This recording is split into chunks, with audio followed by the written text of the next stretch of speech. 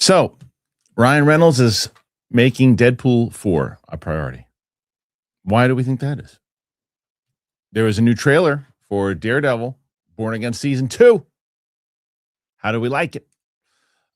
Sydney Sweeney has some critics on this side of the hill, mostly John Roca and Winston A. Marshall, but she got more problems than just those two. She might have some legal trouble for doing something silly. They said Starfighter is going to skip cameos. I still don't buy it. Some BAFTA nominations, TV picks, that and more on this episode of the Kristian Harloff Show with myself and Roxanne Stryer. Mike's going to be here on Thursday. That's right. Thursday. All right, let's get into it.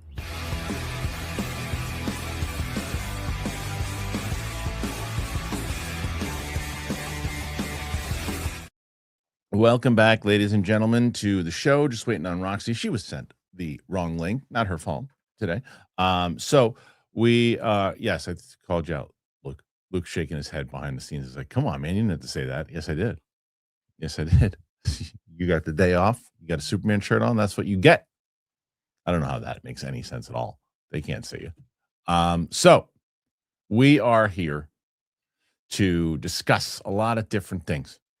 And we're going to have Roxy on. Mike, he told me he can be on Thursday. He had to do some work stuff today. So we'll get him in on Thursday because Steph won't be there. I'm going to probably take the day off tomorrow from the live show, not from the day off from work because of the snow day and other things. I missed quite a few things.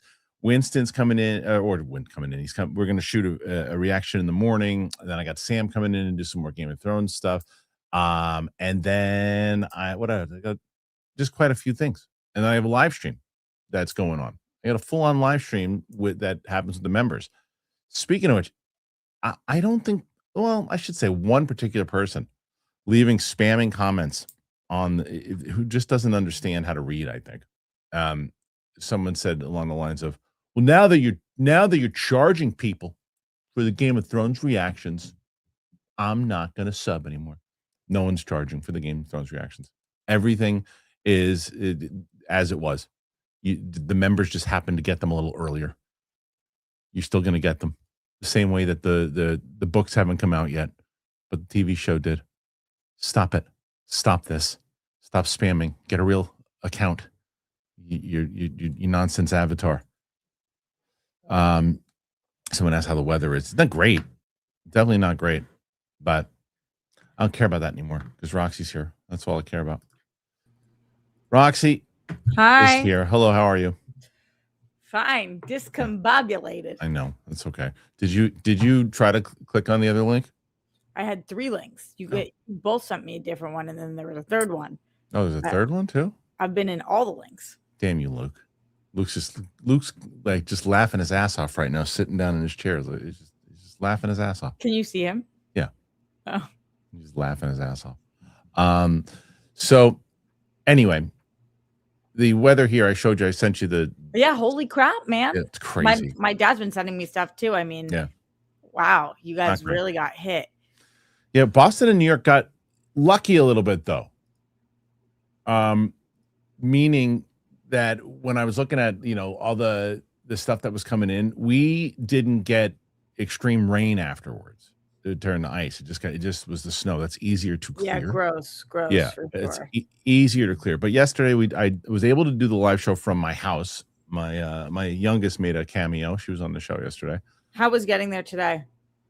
Not bad. The side streets were a little, not great, but the main roads were. It was actually like 15 minutes. It normally takes me 15 minutes to get here. It took me a half an hour. So did your kiddos have a snow day today or no? Yeah, no, just yesterday. Just yesterday. Yeah, today they had school. But what was the appearance?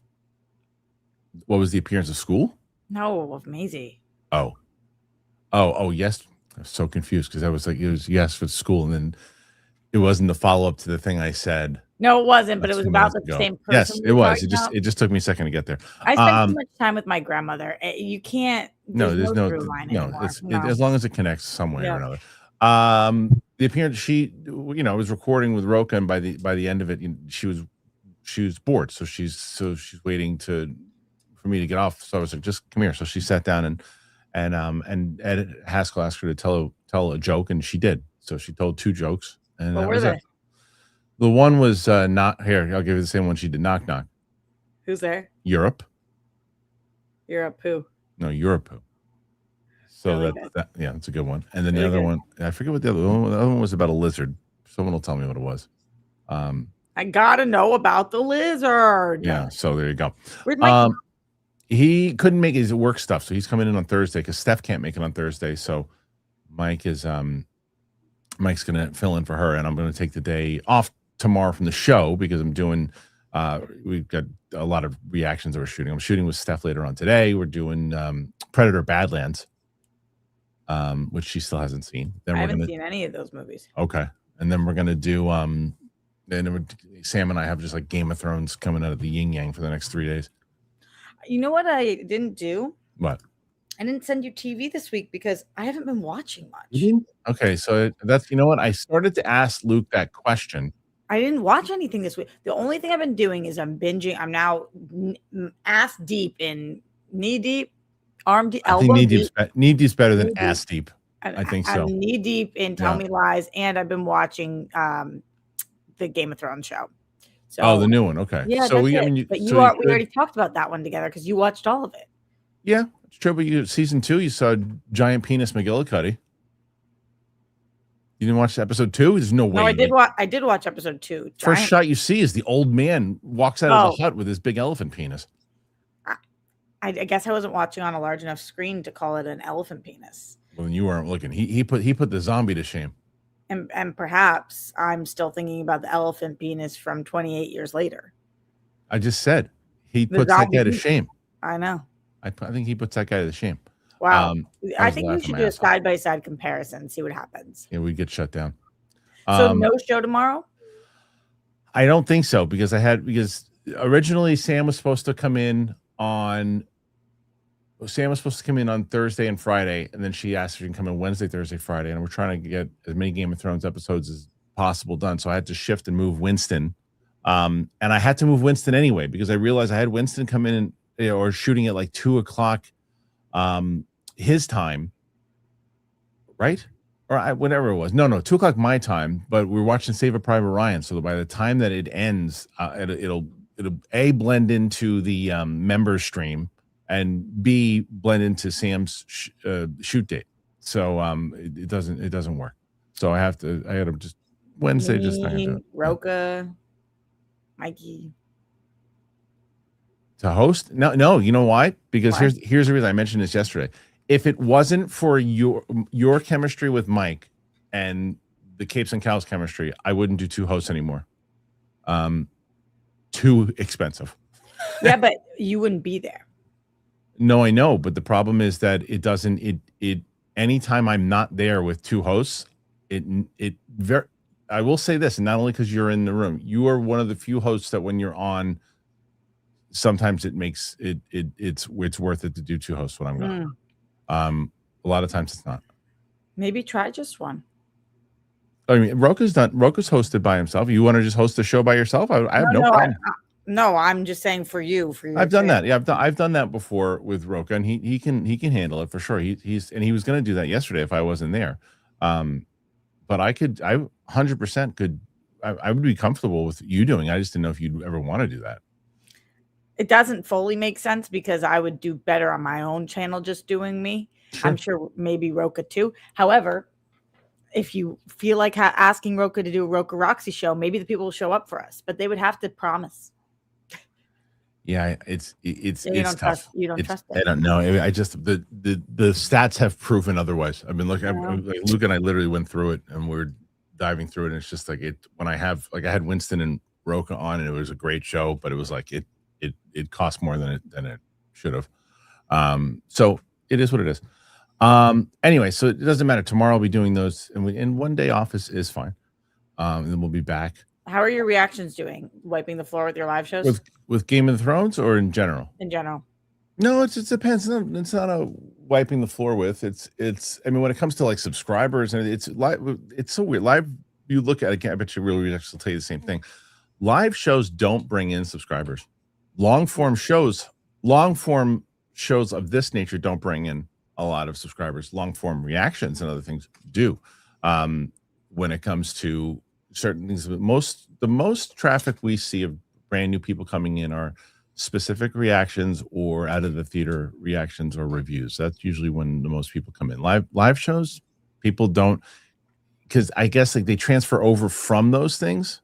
You know, like if they find you and like your personality from like say Game of Thrones or whatever it is, then they go, oh, he goes live now too. There's not a lot of people that are coming in for, and most people will tell you like live does not bring in a lot of subscribers. Interesting. Yeah, it's a weird thing. But what it does do, and why I like the live shows a lot, is it really has formed since because I was hesitant for a while on this channel for doing it.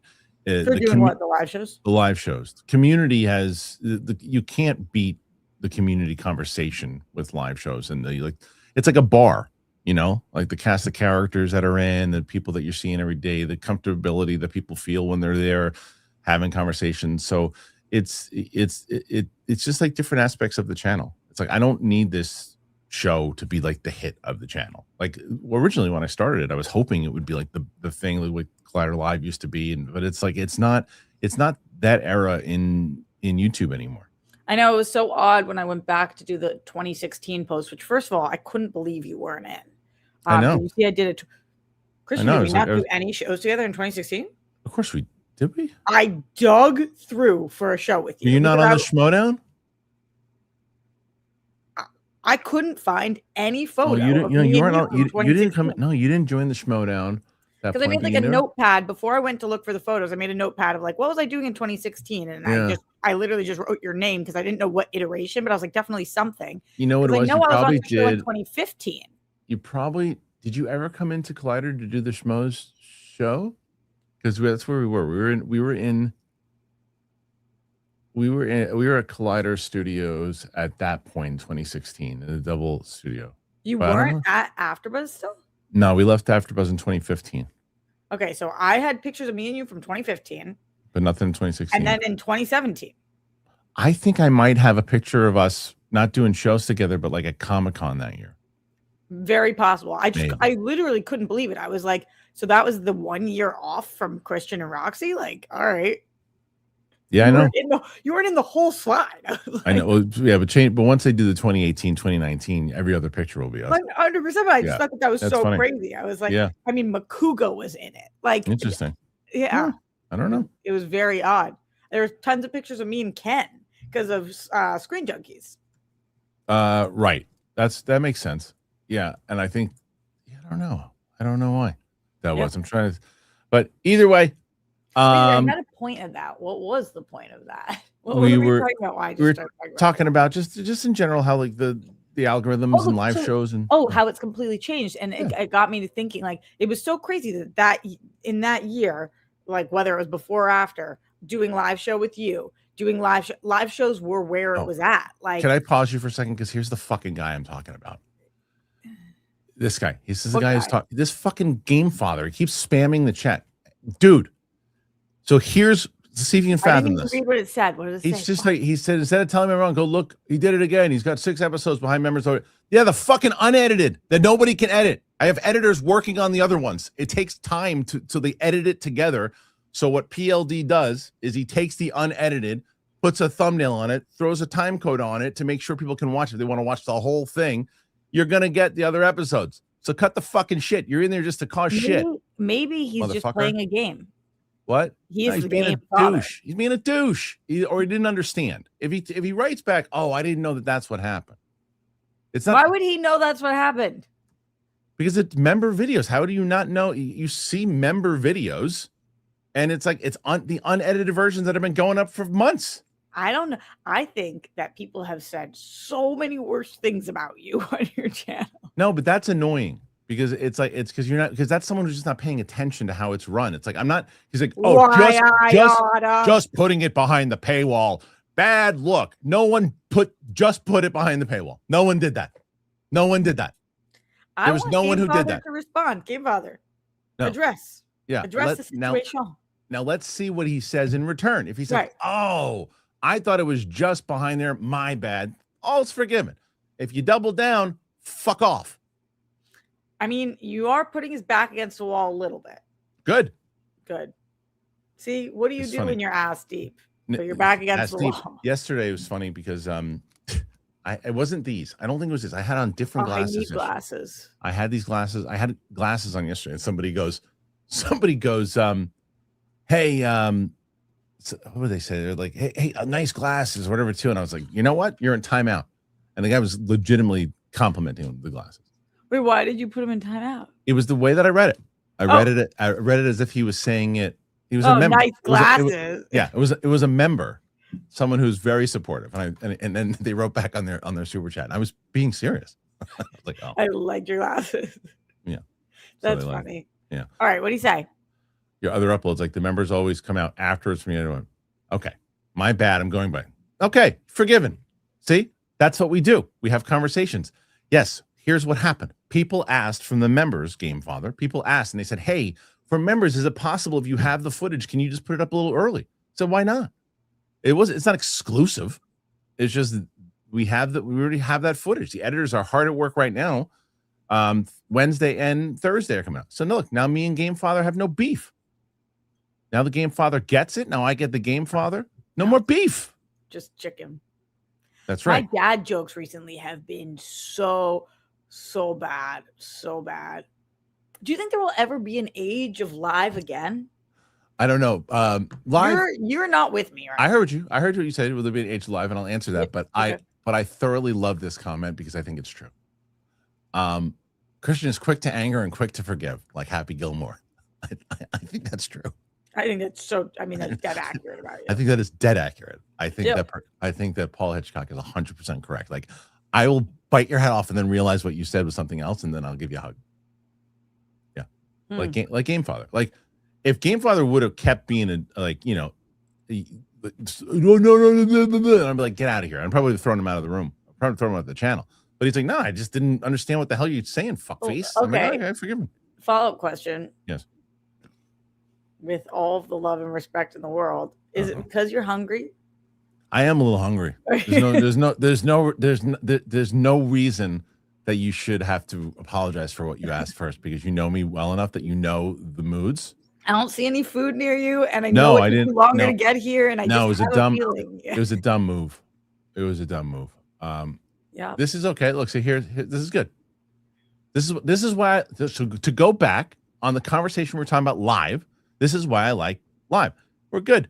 Still always supported, just not with money. That's okay. You're supporting by commenting. Wow, I didn't comb my hair. I feel like I'm a hot mess today, minus the hot part. No, you're doing good. I like it. I'm in my own world now. Yes. Listen to me. I'm listening to you. The question that you asked as far as do you think there'll ever be a live era again? I think that there's a live era now. I do. I think that there's some people who enjoy live shows, and some streams do better than others, but I think that they really live on different platforms outside of YouTube. I think that live works really well. I don't know if it still works on Twitch or on Instagram or these other things, but I think live works better on those platforms.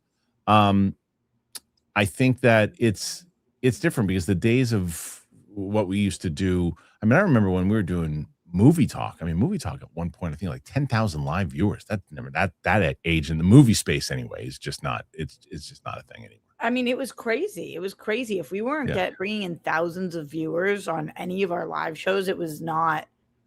We were like stressed for the day. Yeah, and even the replay. So it's funny because I was talking about this with Fernandez not too long ago. Like now, can we still talk? Yeah, and now about work stuff or friend stuff. More friend stuff than work stuff, but we'll reminisce like here and there, and he'll talk about certain things. And we were talking about this not too recently, or not too far long ago. We were talking about the fact that basically what you just said is that you would get to a place you'd try to get one set of numbers for the viewership, but then the replay had to do, like, if you didn't hit like 80 to 100,000, especially on movie talk, that was considered a failure. And one of the reasons why is because, and I'll see a thumbs up from Luke here who will agree on this, is that the AdSense and monetization of YouTube has changed dramatically from now. Like 30,000 views today on a video, on a long form video like that. The AdSense is better today than it was on 100,000 back then. And so that's why those numbers were like, if you got 30,000 today on a movie talk episode every day, plus the fact with sponsorships and everything too, it's a very different thing. And because there's just so much content now, and there's so many different people inside of this space that it kind of spreads apart. Yeah. But yeah, it's that second part. There's just so many options. Yeah. Yeah. Someone asked me if podcast downloads help. Yeah, 100%. Because and for people, and I guess people like these inside conversations sometimes when you and I have them about. And if you don't, shut up about it. 100%. But so the way that it works inside of sponsorships too is like a sponsorship will come up and they'll go, okay, hey, we like your audience. We want to get our audience in front of you. So here's what we can offer. And they say, okay, so they basically say, here's for this week, for the amount of shows you're going to do, we would like it. We want to make sure that it hits X amount of views / downloads. Okay. Right. So whatever let's say hypothetically it's 40,000 views for the week, whatever it is. So then you do that, and what you do is you accumulate everything that it is, whether it's all the views that come in, right, and then the audio downloads as well, and then you put that in, and then when you report it and say, okay, after all the views and this too, we hit our goal and then some, and here you go. So that's kind of how that works inside of that particular sponsorship. But as far as AdSense goes, yeah, the thing is just watching the videos and those things, but it works differently. What's your goal for these live shows viewer wise? Like when you're hitting 15K, are you stoked, or like what is the ideally? I'd like this show. I think Luke and I have talked about it. It's like 25K would be the ideal goal on the replay. On the replay, 25K. On the replay. Yeah. If every show was hitting 25K a week. It'd be great. I'm very happy with how the show is too, because like I said, it is not the mainstay of the channel. It's not the main goal of what the channel, like most people, the subscribers that are here, don't know the channel, the live show the most out of everything that we have going here. The people who are watching now, there's, like I said, they are the hardcores. They are they make up the heart of the community, and they're here every day, a lot of them, and they come in and they see it. But there's different priorities. That's why I said, like, tomorrow I've got to take the day off because I got to get that thing done with Winston. I've got to get those episodes with Sam, because it helps, it rubs the back of everything. It's like if I do lose money on 2 hosts, then hopefully one of those reactions with Sam will make that up. You know what I mean? And so that's how the business kind of overall works. Yeah. And if people have comments or questions about that, please, today, when you're asking your questions, that's what you should ask about, because I love talking about that kind of stuff. So Steph's bringing it home the last 2 weeks in a row. Yeah. I don't know how she can't win this week because she's not on the show. So we'll have a new champion, but Roka's going to be hard to beat. What do you do? 156. Well, what happened? Well, a couple of different things. The first is that Derek Johnson was in the house. Okay. For sure. Yep. There it goes. But then Derek kind of stopped for a second, and then people were just asking questions. About what? Everything. And it was coming in, and then Maisie brought in a few, but not enough to really swing it. By the end, people have thrown in a few support for. I think it was 157 is what it was for sure. I think it's a big number. It's a big number. That's a big number. Yeah. So Galaxy. No, he asked me if the corruption storyline was 2016. No, that wasn't until like 2018. I really think that we started hosting together in 2015, and then for some reason 2016 you said no, and then 2017 you said I didn't have anything in 2016. Really, I don't think we had anything in 2016. What could they ask us questions about? Yes, about the show. in general. Yeah, the pilot. I mean, look, the pilot we have. I do have an That's what I update. wanted to ask you about. Yeah. I mean, I give gave me it. your update, and then I have a question. Sure, I gave it yesterday. And essentially, what it is that I made a document the other day with all of the potential tiers that I think would be something that I could see would excite people and get people, wanting to be involved in this, especially after everything that we're doing with it. I had my draft. I sent it to Martini. She worked on it. She sent it back. She's so good at just kind of touching things up and putting things together and giving a little spark. And she did. And then we sent that off to the team. And now we're waiting for everybody. There's quite a few people who are involved that are at Sundance right now, and they're on their way back. And so the next thing is to get the opinion on that, to get their notes. And then once it's signed off, then I think we're going to plan a full week where we're going to have them on the show, maybe for the week, and doing big announcements and things like that.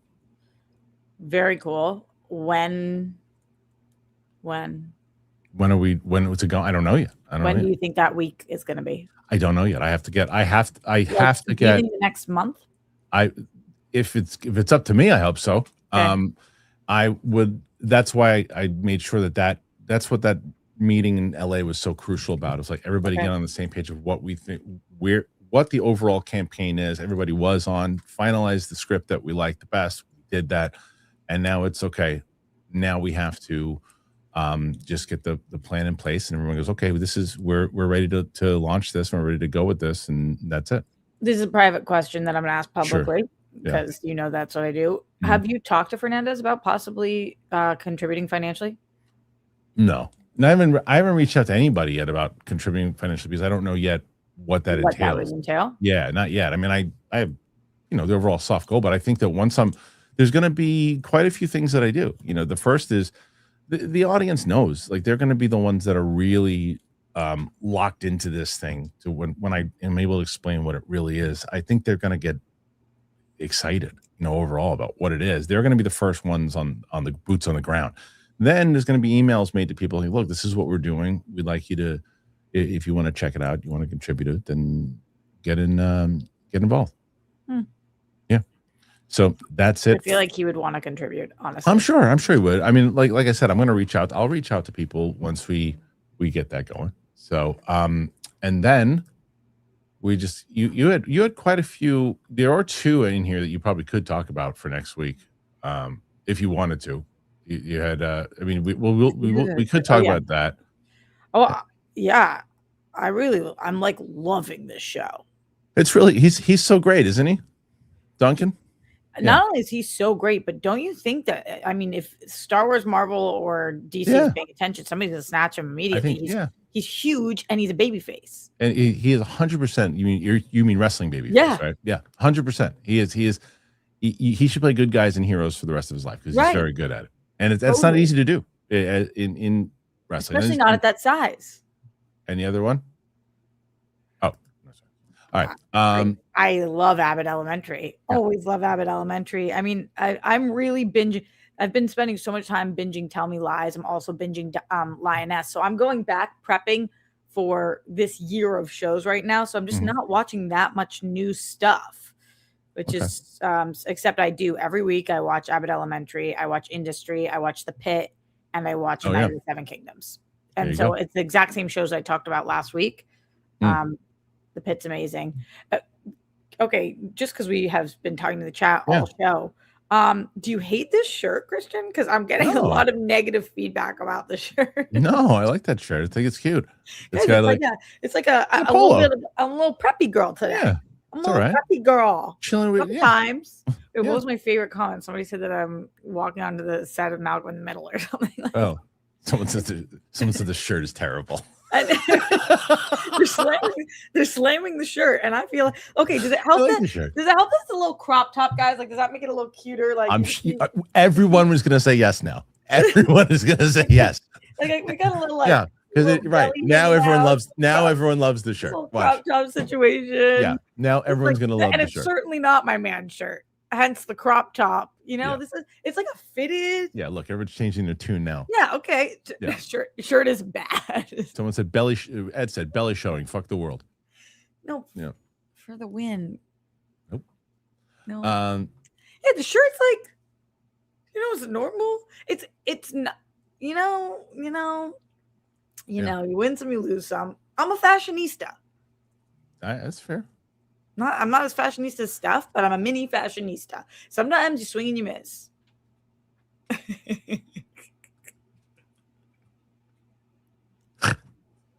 It's pretty good. It's a good one. It's good. I mean, there was enough comments about the shirt that I felt the need to say. I like that you did. I like shows like this. Yeah, me too. It reminds me, this is more old school. Oh, we used to do. He said, "This is not fashion." Where'd you find it? You just threw it on? You always had it. Yeah, I guess today when I was getting ready, it was a little chilly in the house. All right, so here's the thing: chilly. the guy that I'm dating, it's 58 degrees. It's 8 here. So I like to sleep with it at like 72 in my house. Okay. The guy that I'm seeing sleeps with it at 65. Oh yes, right. And so I'm fucking cold. So in the mornings when I wake up, I'm fucking cold. Yeah. So I usually put on like a sweatshirt, but I've been doing a lot of sweatshirts on the show recently. So I was like, let me put on something a little cuter than a sweatshirt. Murdered. Yeah, absolutely murdered. I'm only in sweatshirts from here on out. Right. Or that's really good. We should sell those shirts now. It's just kind of like a rink-a-dink. Yeah. It's like a thin little. I don't mind it. I think it's fine. Who cares? I'm not like writing home about the shirt. It's a casual shirt. Okay, I'm bored with this now. You know what I did was I took my little one to a basketball game on Friday before the storm came in. It was like a faculty versus, they have the what is it? The Brooklyn Wizards? Is that what it is? What the hell is it? I think it's the Brooklyn Wizards. It's like it's the Harlem Wizards, right? You're not trying to say Globetrotters, are you? No, is it the Harlem Wizards? I want to double check if that's true.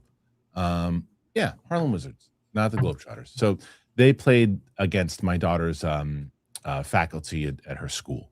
And it was really cute. Like they put on this whole show, and my daughter got the little thing. She's waving, rooting for her teachers, and it reminded me of being a kid. My dad used to take. Are they not at the same school right now? No, they're my middle school. The oldest is in 8th, youngest is in 2nd. And that's two different locations. Yeah, this school 1st through 5th, and then the 6th through 8th is the middle. 6th through 8th. And there you can do. It's just public schools, right? Yeah.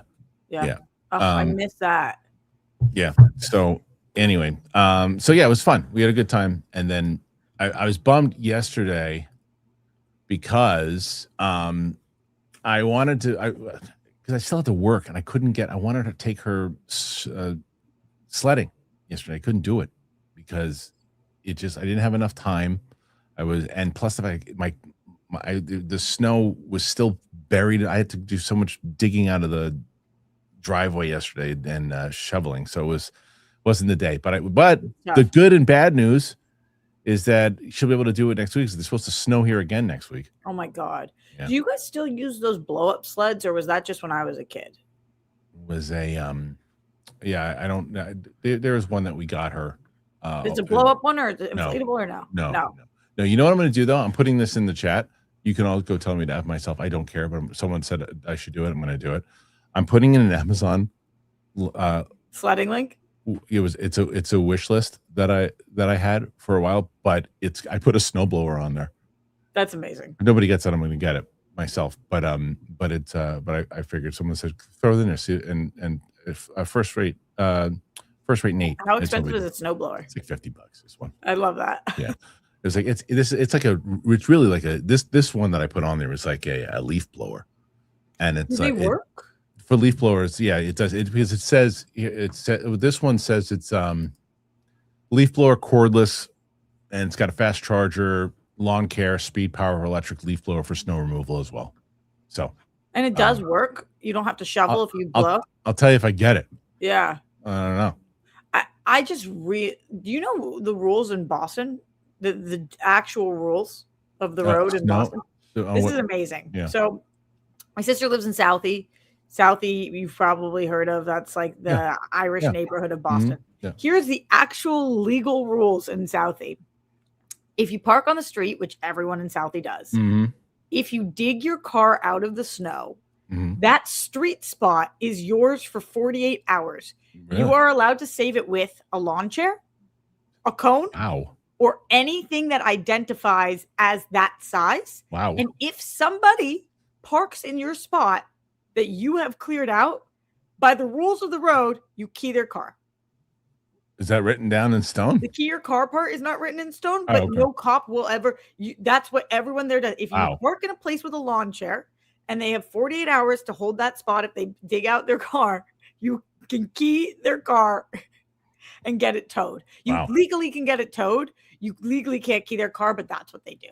That makes sense. Is that not the craziest thing you ever heard? It's pretty nuts. There's all these lawn chairs all over the city because everybody's saving their spot. If you dig out of the snow, they put a lawn chair in their spot. It's crazy. That makes a lot of sense. Boston. You know, I do want to get to this main story here. But before we do that, you know, it's just hilarious. Do you know who I had on my show the other day? On my UAP show? No. Megan Medic. After I said it? Yeah. It was so funny about that because I was like, after you told me, like, because I know Megan. Yeah. Well enough to where I'm like, oh, I'll just reach out to her and see, because I had no idea. You're like, yeah, it's Megan. I'm like, oh, I didn't know if you knew that I knew her originally. No, I told you she produces. I said the blonde girl is a friend of mine from back in the day, and she produces the show. And I said, I know Megan well. The show. Yeah. And you said, I didn't know that. Yeah. And then I reached out to her and she did it. And now I'm talking to her about potentially doing more with the channel. Great. So she's how great is Megan? She's super great. I mean, like I said, I've known her now. I know her longer than I know her. What? Yeah, I did. I know her longer than I know you. That's how crazy that is. Yeah, that is crazy. Because that's from your Marky days. Yes, that was from my Marky days. Because so that route, which I don't really spoke about too much. I went from working at Joel's to temping to then when I was temping. This tells you that when you're looking for a job, whatever it is, don't look at all angles. I was temping for this woman, Brooke Carson, who was very nice. She was always nice to me when I was there, and I would tempt at different places throughout the Warner Brothers system, right? And there were a couple places that offered me jobs, and I just didn't want to do it. I didn't want to go back into the corporate setting. Sure. And then I was like, I need to find a gig that I'm gonna like, and I was walking out and be able to do my stuff because I was still working on Schmoes with Mark. And I was walking out of work that night. I was like, I'm just going to ask Brooke. I turned back around and I asked Brooke and I said, hey, I'm just looking for a steady gig. Would you know of anything? She goes, do you want to work in reality TV? I was like, sure. She goes, I'll make a call. And then I started working on High School Reunion, which led to working at The Bachelor for like 4.5, 5 years, maybe more. So wild. And I really built, and the amount of times that I loved the people I worked with there. The amount of times I turned down promotions there, I would run out of fingers. Why? Because you just wanted to do something else. I didn't want that career. It was like there were a couple times like, hey, we want you to go to Europe and go do this stuff too. It would have taken me away from Sadie, and at that time Vivian, I think she was the first time she was pregnant with Vivian. And I was like, I can't do that, and I don't want to do that. Plus the fact I did one season of what was it called, Bachelor Pad, which eventually turned into Bachelor in Paradise, and I was doing the interviews, and I was on the floor talking to everybody. I was too, not to pat myself on the back, I was too real with these people. I didn't have it in me to be. I can't be fake and try to oh no, you'll be fine. I'm like, you may not want to do that. Because you're gonna. You did Bachelor Pad. I did the second season. Do you remember a woman named Jacqueline Schwartz? Let me see. Second season? Yeah, I think so. Might have been first season, but what was she? Jacqueline Schwartz. We went to high school together. But what did she do? Just was curious if you knew her. No, but was she on the show? Yeah, she was a contestant. Oh, Jacqueline Schwartz Bachelor Pad. Let me see. I'm gonna see if I remember. Oh, I know that. I remember her. Was that season 2? I remember her. She was in season 1. Oh. Yeah, I was season 2. Sorry, she's OG. Yeah. But anyway, So long story Do short, you feel like your time on Bachelor has had any positive impact on your life? Like in terms of, does it make 1000%. you do better at your job now? Did you learn anything from it? Oh yeah, Really? 1000%. Yeah, oh yeah. Like the interviews that I used to do for them, like I would tell you, like first of all, I'm really good friends with my buddy Grant, who is still and my buddy William Holman too. I'm still good buddies with that because of that show. But interviews, I used a lot of the techniques that I learned from really high level producers there that are still there today at Schmodown. I would use those techniques when I was getting interviews from people for the big promos for Free for All and other things. I use those techniques I learned at Bachelor for sure, like the That's editing. interesting. Yeah, I mean, you know who I met at Bachelor was Rachel Cushing. That's how I met I did Rachel. not know that. Yeah, that's how I met Rachel. Wow, I did not know Yeah, that. so I invited Rachel she was at Bachelor, and I invited her to come to a tape because she would watch Schmoes because she's a movie fan. So, but I was like, "Do you want to come to a taping?" And she came to a few tapings of Schmodown, and then it was but did you realize what a movie genius she was? Like Clark Wolf. What Clark Wolf did. Clark Wolf came up to me and she goes, "Your friend, who you brought, is answering every question from everybody and getting everything wrong when everyone else is getting it wrong. Like you need to look into her." And you had no idea.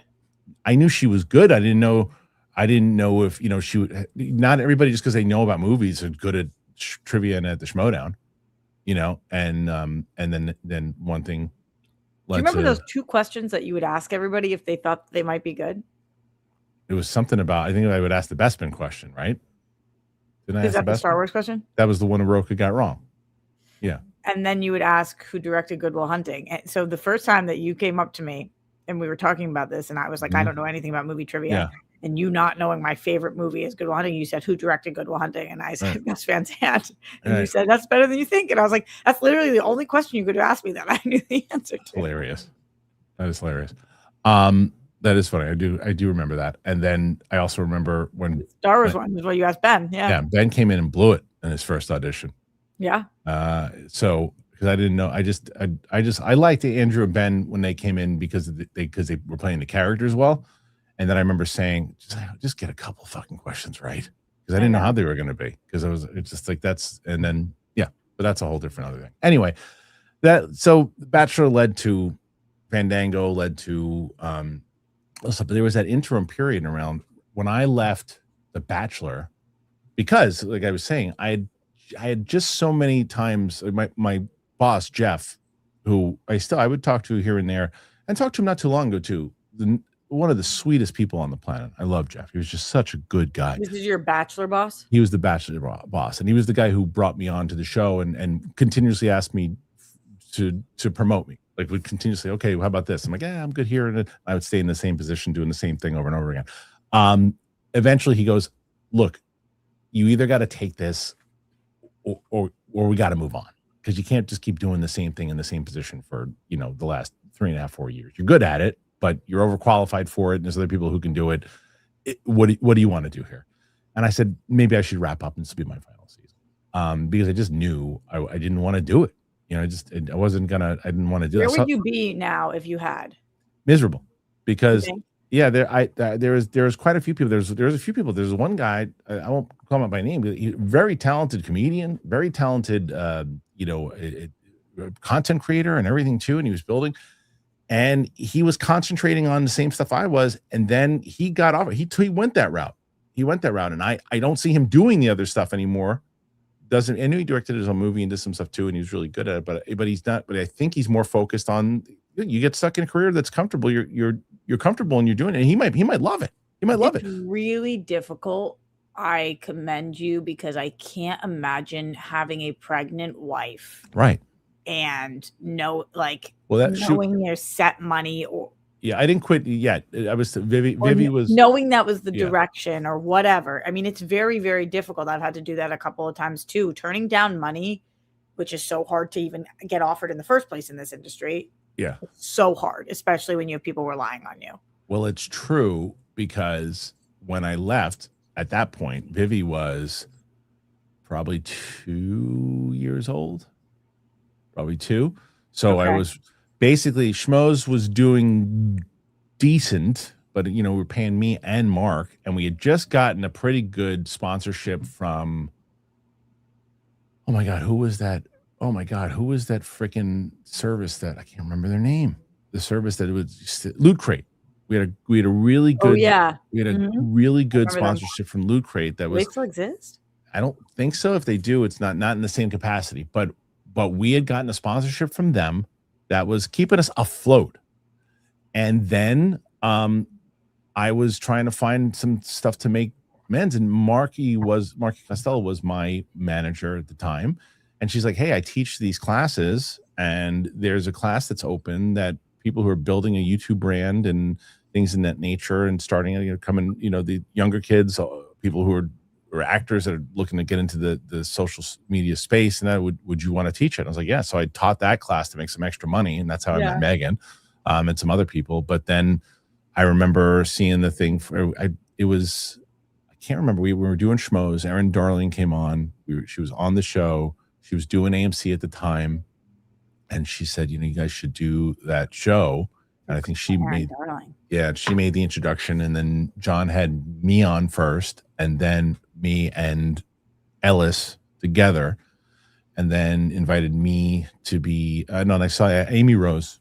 Amy Rose had put out this thing that they were looking for. Amy Rose. She was, and I always doing docs and stuff, right? Yeah. I always give Amy Rose props when I'm telling this story, because she was great. And I called her up, and I was like, and I said, would like to take a shot at being a contributor. She's like, well, what about Schmoes and everything too? I was like, well, I still would want to do Schmoes if that's the thing. And talked to John. I went in there, had a conversation with, and Schnepp, God rest his soul, was the other one who kind of really advocated for me, and then the rest is history. So there you go. Story time. I like story time. Yeah. So let's see. Let's get into the next topic, or the first topic, I guess we would say. No, this has been a topic. I guess so. Let's pick. I know what we wanted to talk about. Well, let's talk about this one, because I'm curious about this. Ryan Reynolds is prioritizing Deadpool 4 amid wife's legal drama. So you want me on the screen like this, Kristian? Oh, you're loving this? I don't know why. I don't see. The problem is I don't know how to change it. That's okay. I'll read it. Let me see. No, it's all right. Let me see. Luke changes it. I don't know how to change it. See? Is it? I got to ask him how to change this. All right. No, don't read it. Don't read it yet. Because I don't know why. He's got to teach me how to do this, because each and every time, you know what? You just want to see the shirt more, don't you? Yeah, I'm just doing this. The hell with it. He hasn't shown me how to do this yet, and I never ask him, so it's my fault too. A new report reveals that Ryan Reynolds is focused on the next Deadpool movie amid the continued legal drama surrounding wife Blake Lively's battle with Justin Baldoni. Green Lantern came close to derailing Ryan Reynolds' movie career. However, he later bounced back with 2016's Deadpool and has become a billionaire thanks to a series of savvy business moves. Deadpool and Wolverine was a record-breaking success in 2024, and Reynolds is expected to return as Wade Wilson in Doomsday. However, Blake Lively remains in a legal battle with It Ends With Us filmmaker Justin Baldoni, which looms large over the actor's other ventures, particularly after a series of text messages were recently made public. Puck has shared its assessment of the situation, including the potential impact this messy legal drama is having on the respective careers of Reynolds and Lively. In the former's case, it is said Apple has been sitting on a finished Skydance movie, Mayday, as a comedic survival story starring Reynolds and Kenneth Branagh for more than a year. Sources say a release date will be announced soon. It will likely go straight to streaming. Apple declined to comment. Reynolds has other projects on the runway. He's an exec producer and a voice in Animal Friends from Warner's and Legendary, which drops late May, and he's in production on Eloise for Netflix. Sources say Reynolds is also focused on the next Deadpool movie, which will give him a chance to be seen as the public loves him most. It was last May that we first learned that Reynolds was in early stages of writing a new Deadpool movie featuring the Merc with a Mouth and 3 or 4 X-Men characters. The idea is that Wade Wilson will be a supporting player in a project separate from Jake Schreier's X-Men reboot. At the time, it was said that Reynolds was currently working independently from the studio, meaning it had not been officially greenlit. However, common sense said that another Deadpool movie would be a priority for Disney and Marvel after the success.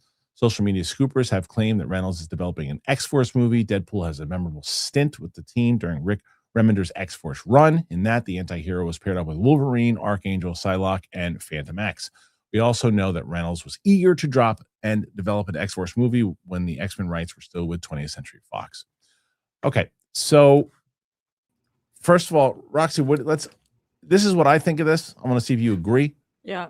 I feel like this is something that is almost like a necessity at this point. Because someone asked me on the Rocha show yesterday, I think Reynolds' career is in trouble right now. It's like Lively's maybe, but his career, no. And Rocha, to his credit, said all he's got to do is do one more Deadpool movie and everybody will forget.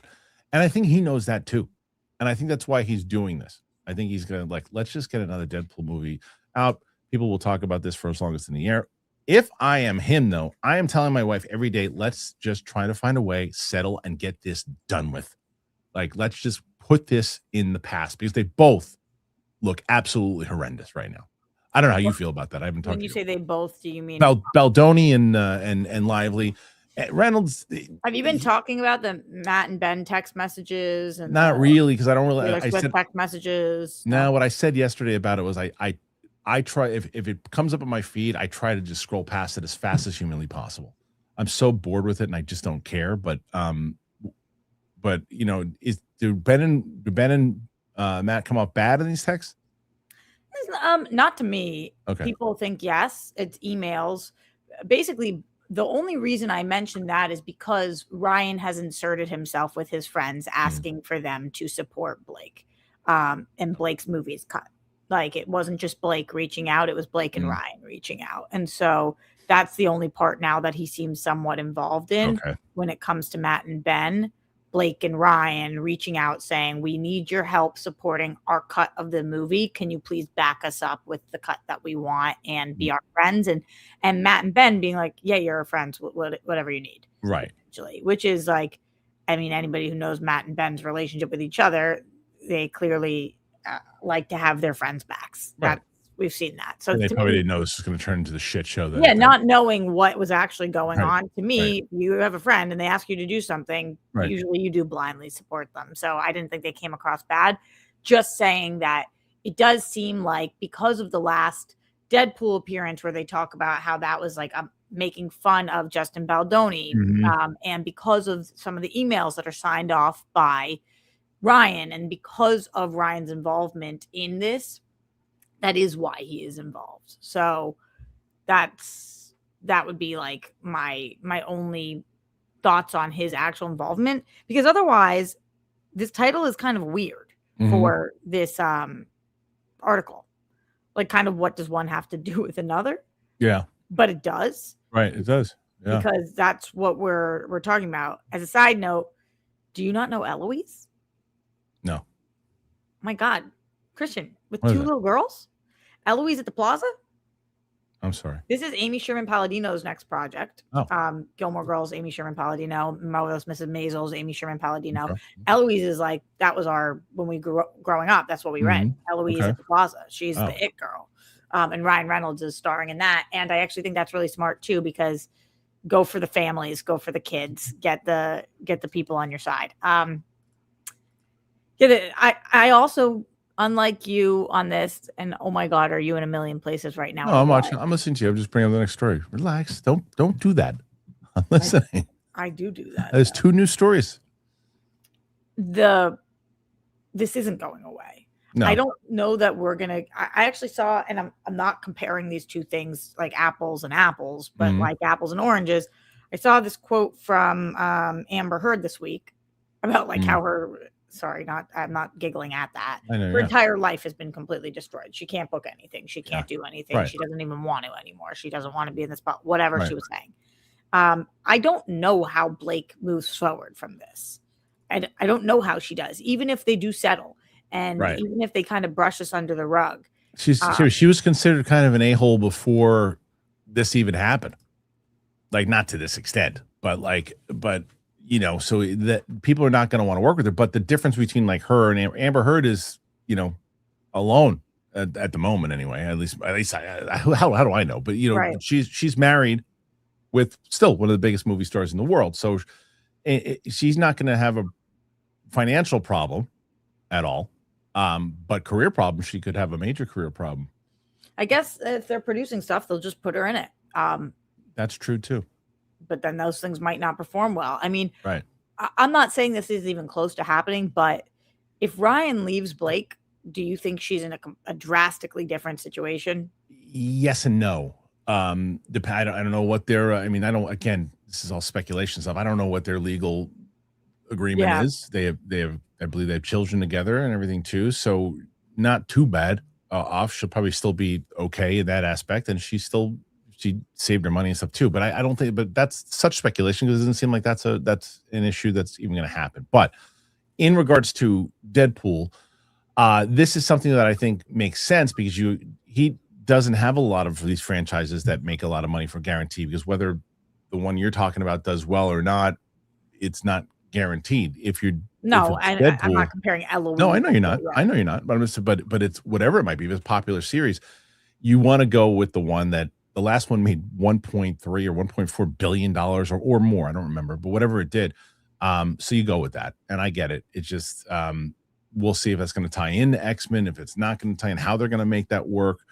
If Marvel can still make that work, maybe Marvel says, "Hey, you know what? We don't need it out of if yesterday's reports were true, in that Secret War is going to be 2 different movies, and they go, well, we're going to focus in on that." Deadpool's I didn't even hear that. It's the rumor is that the Secret Wars is going to be two movies.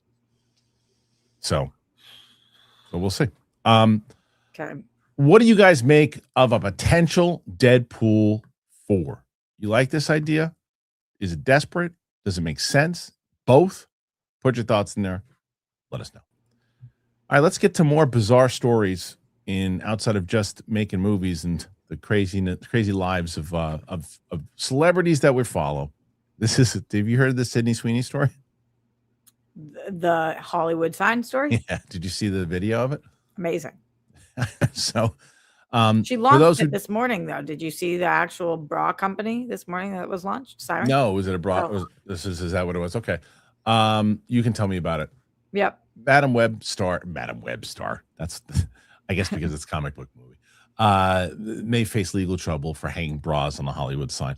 Footage of the housemaid star Sydney Sweeney hanging her bras from the iconic Hollywood sign in Los Angeles could land the actress in trouble with authorities. Sydney Sweeney is no stranger to going viral, whether it's eye-catching Instagram posts, speculation about her relationship with anyone but co-star Glenn Powell, or selling used bathwater. The Euphoria star knows how to make headlines. A few days ago, Sweeney recorded a video to promote her new lingerie line by paying a visit to the iconic Hollywood sign in LA. The actress proceeded to string up bras across the H and, according to TMZ, had a permit from Film LA to shoot there. However, she does not have permission to either touch or climb the landmark, both of which she does in the footage obtained below.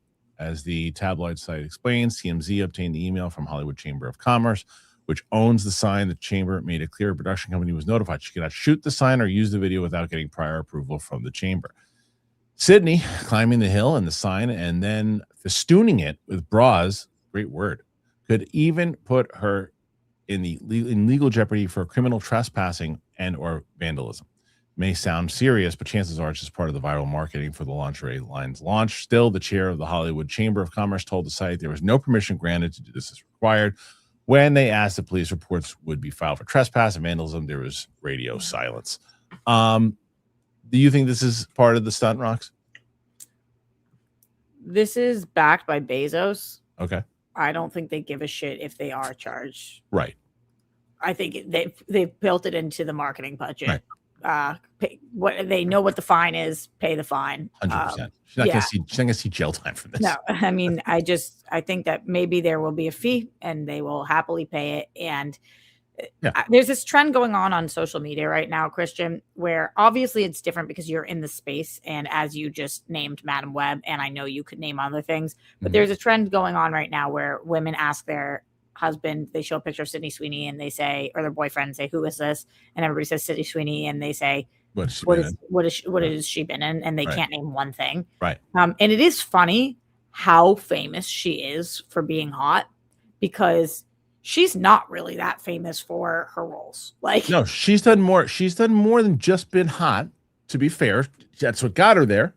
But she's also with this campaign with American Eagle and now this bra thing. She's franchising herself outside of just her roles. I have actually seen her in several things. I watched Madam Web. I love Euphoria. I watched Anyone But You. I can name a ton of things Sydney Sweeney's been in. I didn't see The Housemaid, but people loved it and I'm aware of it.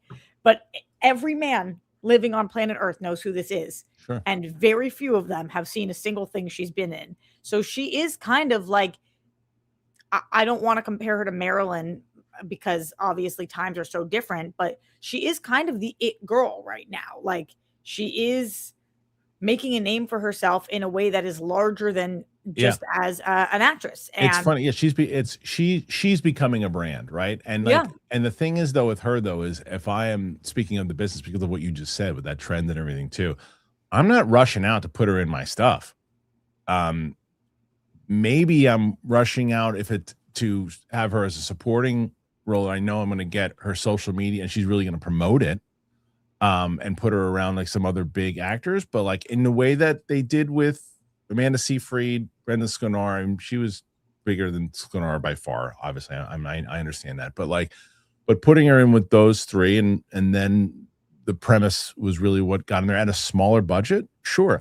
I'm surprised that Christy bombed as bad as it did. I thought it was a good movie, and I thought she was fantastic in it. It's not a movie where people are rushing out to see in the theater, so I get it. Yeah.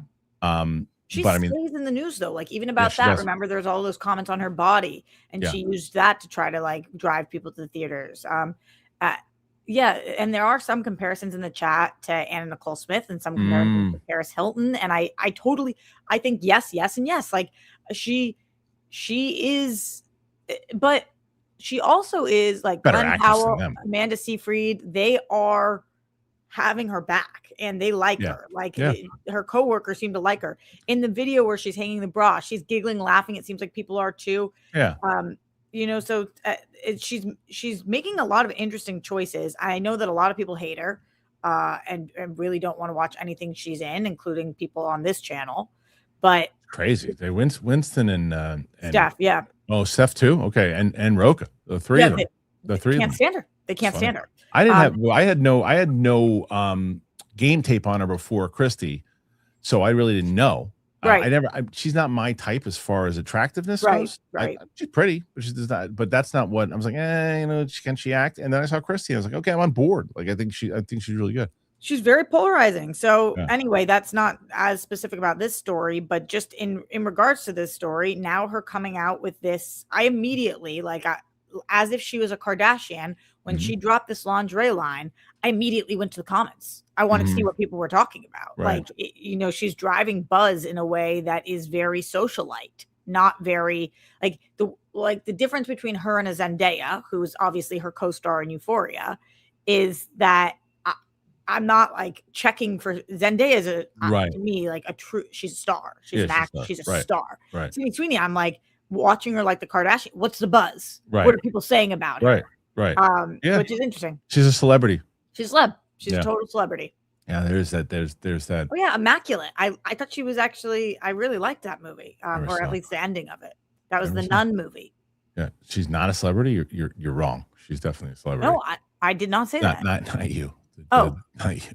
The someone in the chat. No, she is. That is. She's a celebrity. She is a celebrity. Yeah. She is known more for being Sydney Sweeney than for being anything else at this point. Yeah. Okay. So here's the major question. This story. Who gives a shit? Great. All right. Next one. Let's get to. There's two stories actually. I know we'll push it into the. We didn't do TV. We're not doing TV today, so we can push into this. I have one that broke today that I have to talk about. Roxy, do you hear about Dirty Dancing? No. So check this out. Dirty Dancing is moving forward. The new one. They're doing a sequel, and I think Jennifer Grey is coming back. Hunger Games and Crazy Rich Asians producers Nina Jacobson and Brad Simpson have been brought on board the highly anticipated sequel to the 87 feature Dirty Dancing at Lionsgate. Jennifer Grey will reprise her role as Baby, as well as executive produce the film. Jonathan Levine is also an executive producer.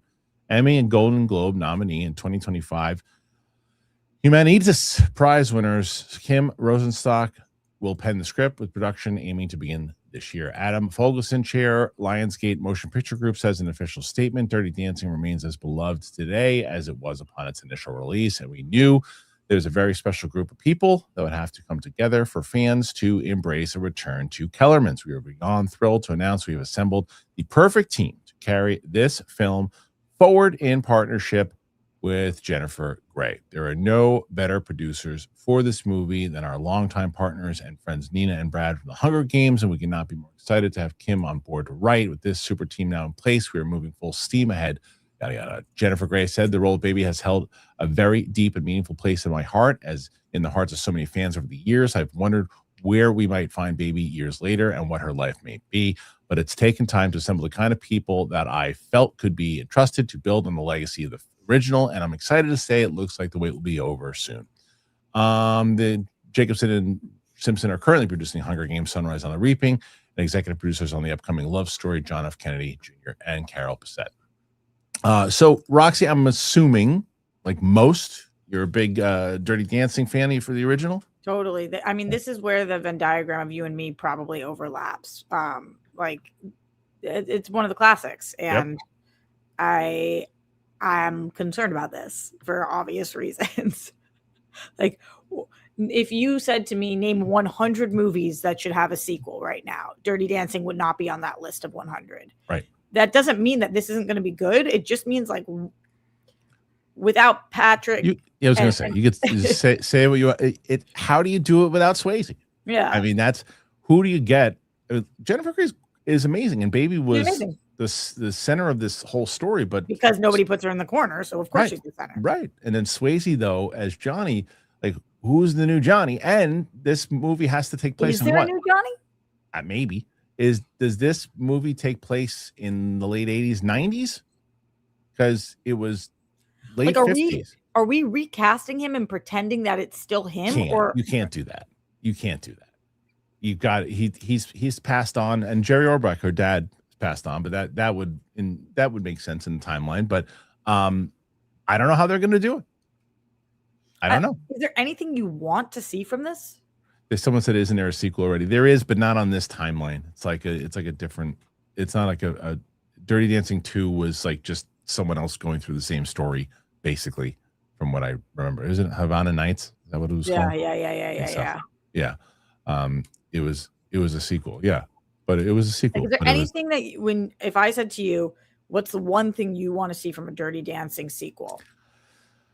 I mean, I would assume that Baby went into professional dancing. That's why I assume they're going to go with this. And I assume that she now is the older, wiser one who probably has to see two kids that are, because in order to make this work, and I always bring Cobra Kai as an example, you can't just play the old fogies who love this movie. You got to try to get the new generation in, and you got to cast younger. So maybe she's, working through to see, maybe she's running a dance academy, whatever, because this has to take place in like the early 90s, one would assume, right? Because what's Jennifer Grey now? I'm going to guess and say she's 50. She's 60. Is she really? I think so. Okay. Jennifer Grey. Not sure. You tell me. 65. Wow. So when she shot Dirty Dancing, because I know that Baby was supposed to be like 17 or something. She was 26 years old when she shot it. So why do you think this should be in the 90s? Well, do the time, right? So how old is she gonna? Because I think Dirty Dancing took place. What year? Yeah. I think it was like early 60s, because I remember. Oh, really? I thought it was later than that. I remember when they're in the car on the way to the thing. I think Kennedy is still alive, if I remember that correct. Okay. I don't know how I remember that, but what year does Dirty Dancing take place? Takes place in 63. Summer of 1963. So, okay. So yeah, if you do the math, even if you make her 30 years older, it's got to be 1993. Okay. So maybe even 2000. So there's got to be a world in which she became a professional dancer and now has her own dance studio or is an instructor of sorts. Yeah, no? It was not 1959. It was 1963. What's that? There's a world in which she became a professional dancer. Now she's an instructor of sorts, and there's a new Baby and Johnny situation. Right. She's like just part of the overseeing. And she lost the love of her life, and they write that into the story. Maybe. Yeah, who knows? So we'll see. How do you guys feel about a sequel? An actual direct sequel? Dirty Dancing, same thing. Does it matter? Does anybody care? Oh, yeah, the Madonna. This will be Madonna soundtrack times 10. This is in the early 90s.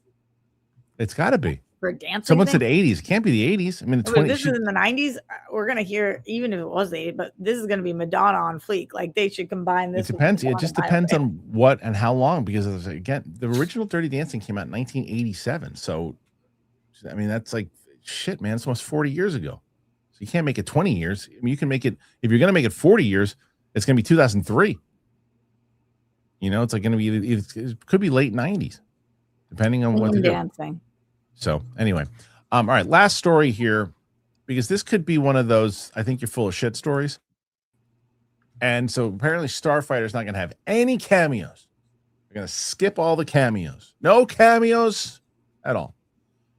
The other month, filmmaker Sean Levy said his main goal with the upcoming Ryan Gosling-led Star Wars Starfighter film is to do something fresh with the franchise. The project has been dubbed an all-new standalone adventure, which takes us further into the future. And then the franchise has gone before, around 5 years after the defeat of Palpatine and the First Order in Star Wars: The Rise of Skywalker. The rumor is that we're going to see Gosling's character protecting Flynn Gray's young character as he sets out on a mission to transport the kids somewhere safe. This has led to speculation that the safe will be a new Jedi Academy run by Rey, who would theoretically cameo. The film's writer, Jonathan Tropper, has now debunked that rumor, telling Screen Rant one of the key elements of this film is the characters here are entirely new to the world and fan service is pretty much off the table. Obviously, lightsabers are part of that universe, and that's part of the galaxy. I'm so careful not to reveal anything, but essentially, I think it's known that we have no legacy characters. You're not going to see any of the characters you've seen in the other movies. So there are certain things that are still hallmarks of Star Wars that it's good to have in there, but more than that, I can't say. The Last Jedi director Ryan Johnson matched Levy's sentiment about freshness at Sundance on the weekend, telling Variety, as a Star Wars fan, the most exciting thing for me is always seeing that they bring in fresh voices, fresh filmmakers to come in and tell new stories. Okay, so Roxy, yeah, you believe this?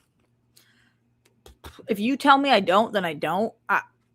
You guys have been telling me this whole time that you believe there's going to be a Rey cameo in this, so I've just been taking that at face value, and I don't know.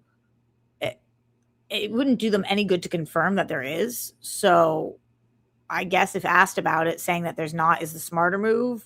I know that Roka hates that stuff, but no, I guess I don't believe this. You tell me.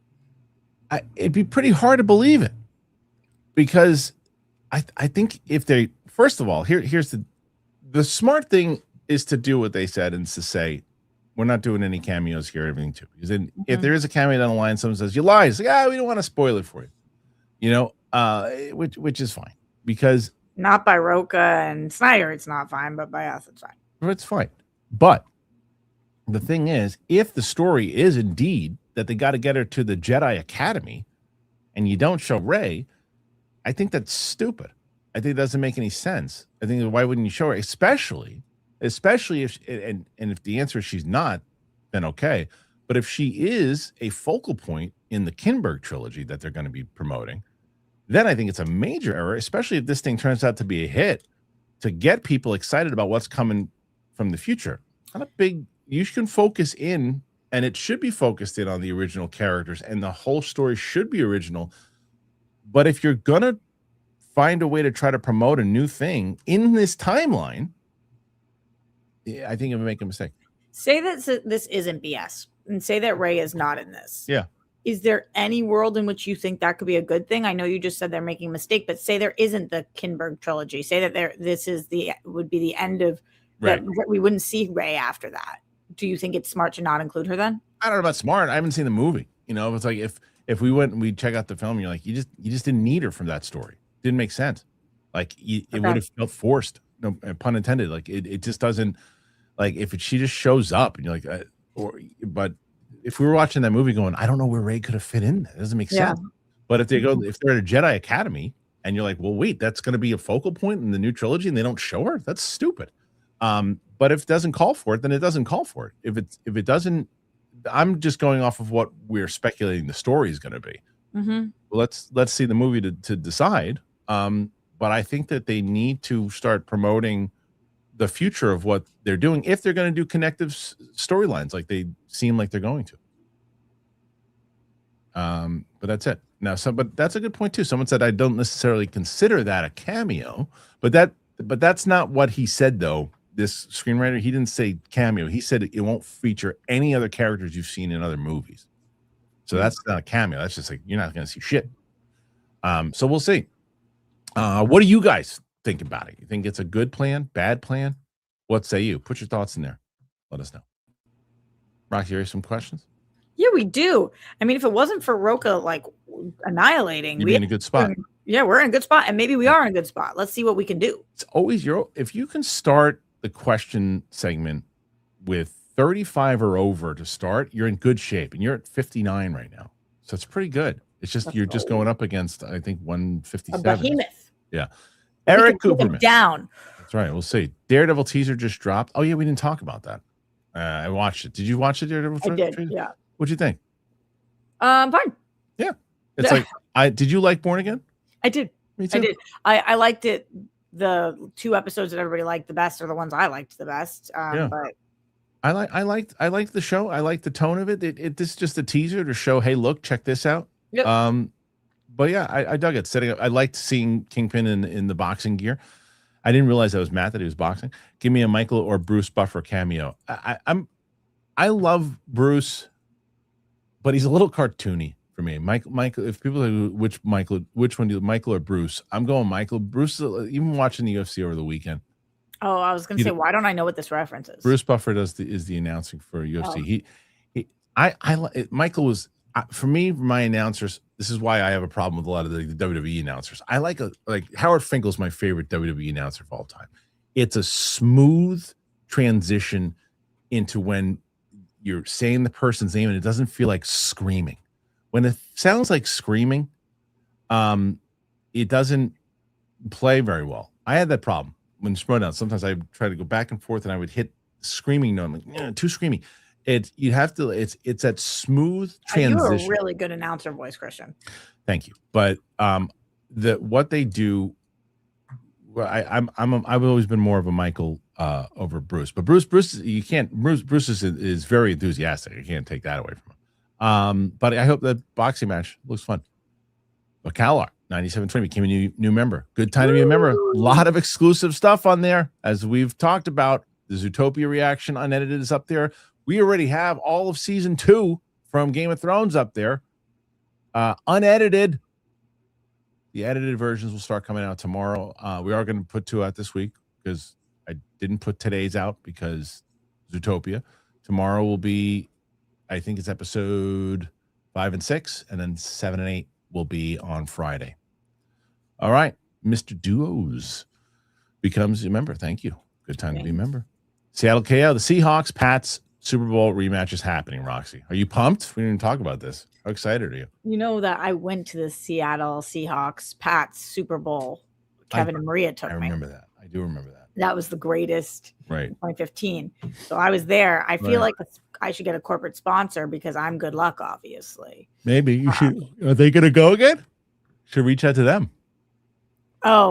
I don't know if they're going again. I was talking to Kevin, but I didn't ask him that. It's in San Francisco, so it's so easy to get to. Right. I really want to pull the trigger on it, but tickets are $7,000 right now, and that's not doable. Obviously, that's not a pull the trigger. That's not a pull the trigger. Let's pay for it for the rest of your life. Yeah. Okay. OD's P. Roxy, you and Tara should watch Rosemary's Baby. Have you ever seen that before? I don't remember if I did or didn't. You remember back in the day. I know I've seen clips from like some of the crazier scenes, but anyway, I don't know what Skeleton Key is. Is that the one with Angelina Jolie? I think so. I know you, or is it? Maybe I'm wrong. I know you won't remember this, but if you watch them, I'm taking credit. That's fair. I'm going to say at this point, almost zero say in what I watch. Right. What is the most recent thing that has aired? The Scream movies. Oh, you had never seen those before?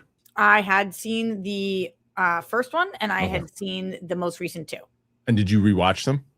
I rewatched them. Tara watched them for the first time. Got it. Okay. All right.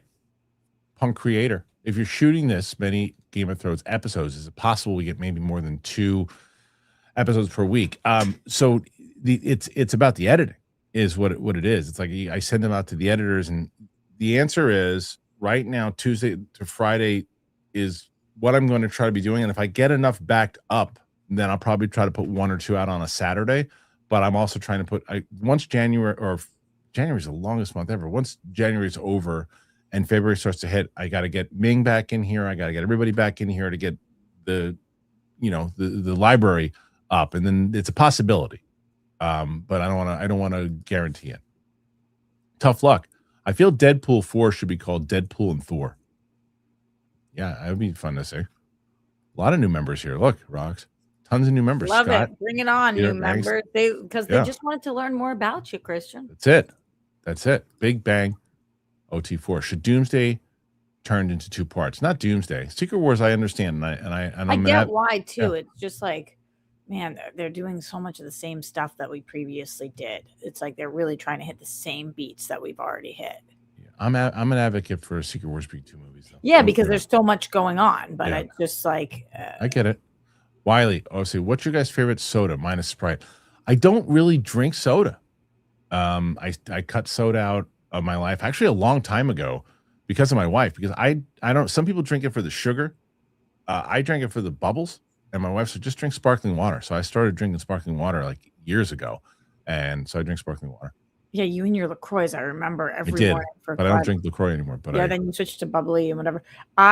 I'm the same as you. I don't really mess with soda. I haven't had a sip of soda in over a decade. It just doesn't. I like candy. If I'm gonna eat sugar, I'm gonna eat my sugar, not drink it. But my favorite back in the day was root beer.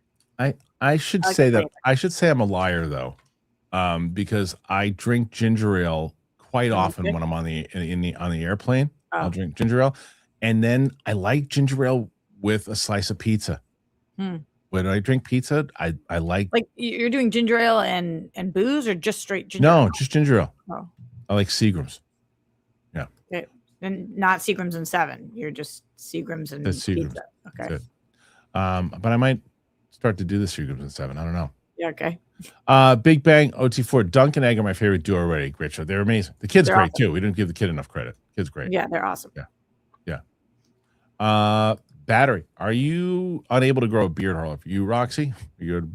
Roxy, can you grow a beard? I can't grow a beard, but I will say I do feel like I'm in my 30s. I've gotten more of a stash, and I would like to get it lasered off. Oh, you should. Can you see it from there or no? No. Mine doesn't. I just get more. It gets more fuzzy. It grows in, but it's not like I'm really trying to grow out a full beard. Like I think it's better with the. Is it patchy or no? Sometimes, yeah. Mad Dog 424. I recommend Robin Hood on MGM. It's a well-produced show. I heard it was good. Sean Bean plays the sheriff of Nottingham. Also, Baldwin in For All Mankind is 100 in season 5. I heard it. I heard that's actually a pretty good show, the Robin Hood show. Huh. I would probably check that out. Actually, I'd like to. Another member, Jalen Vargas. Thank you. A lot of new members. Do you have MGM Plus? Yeah, I do. Mike Joyce, live shows are the best. They have a different energy to them than the pre-recorded show. Better conversations as well.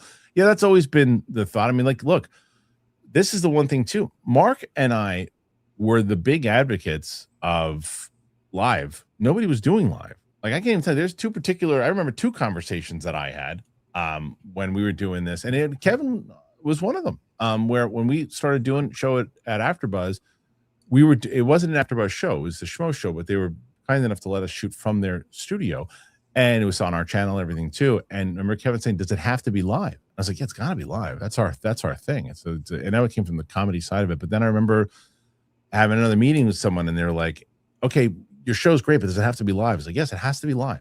And then everybody started doing live eventually, but it was there were not a lot of people doing live. It's interesting because AfterBuzz has always been live. All their shows have always been live. When they didn't start, they weren't doing live at that point. Yeah, they were they? Always. Yeah, maybe it was because like you guys needed more production value or something, but they were going live. It was live back in 2013. Yeah.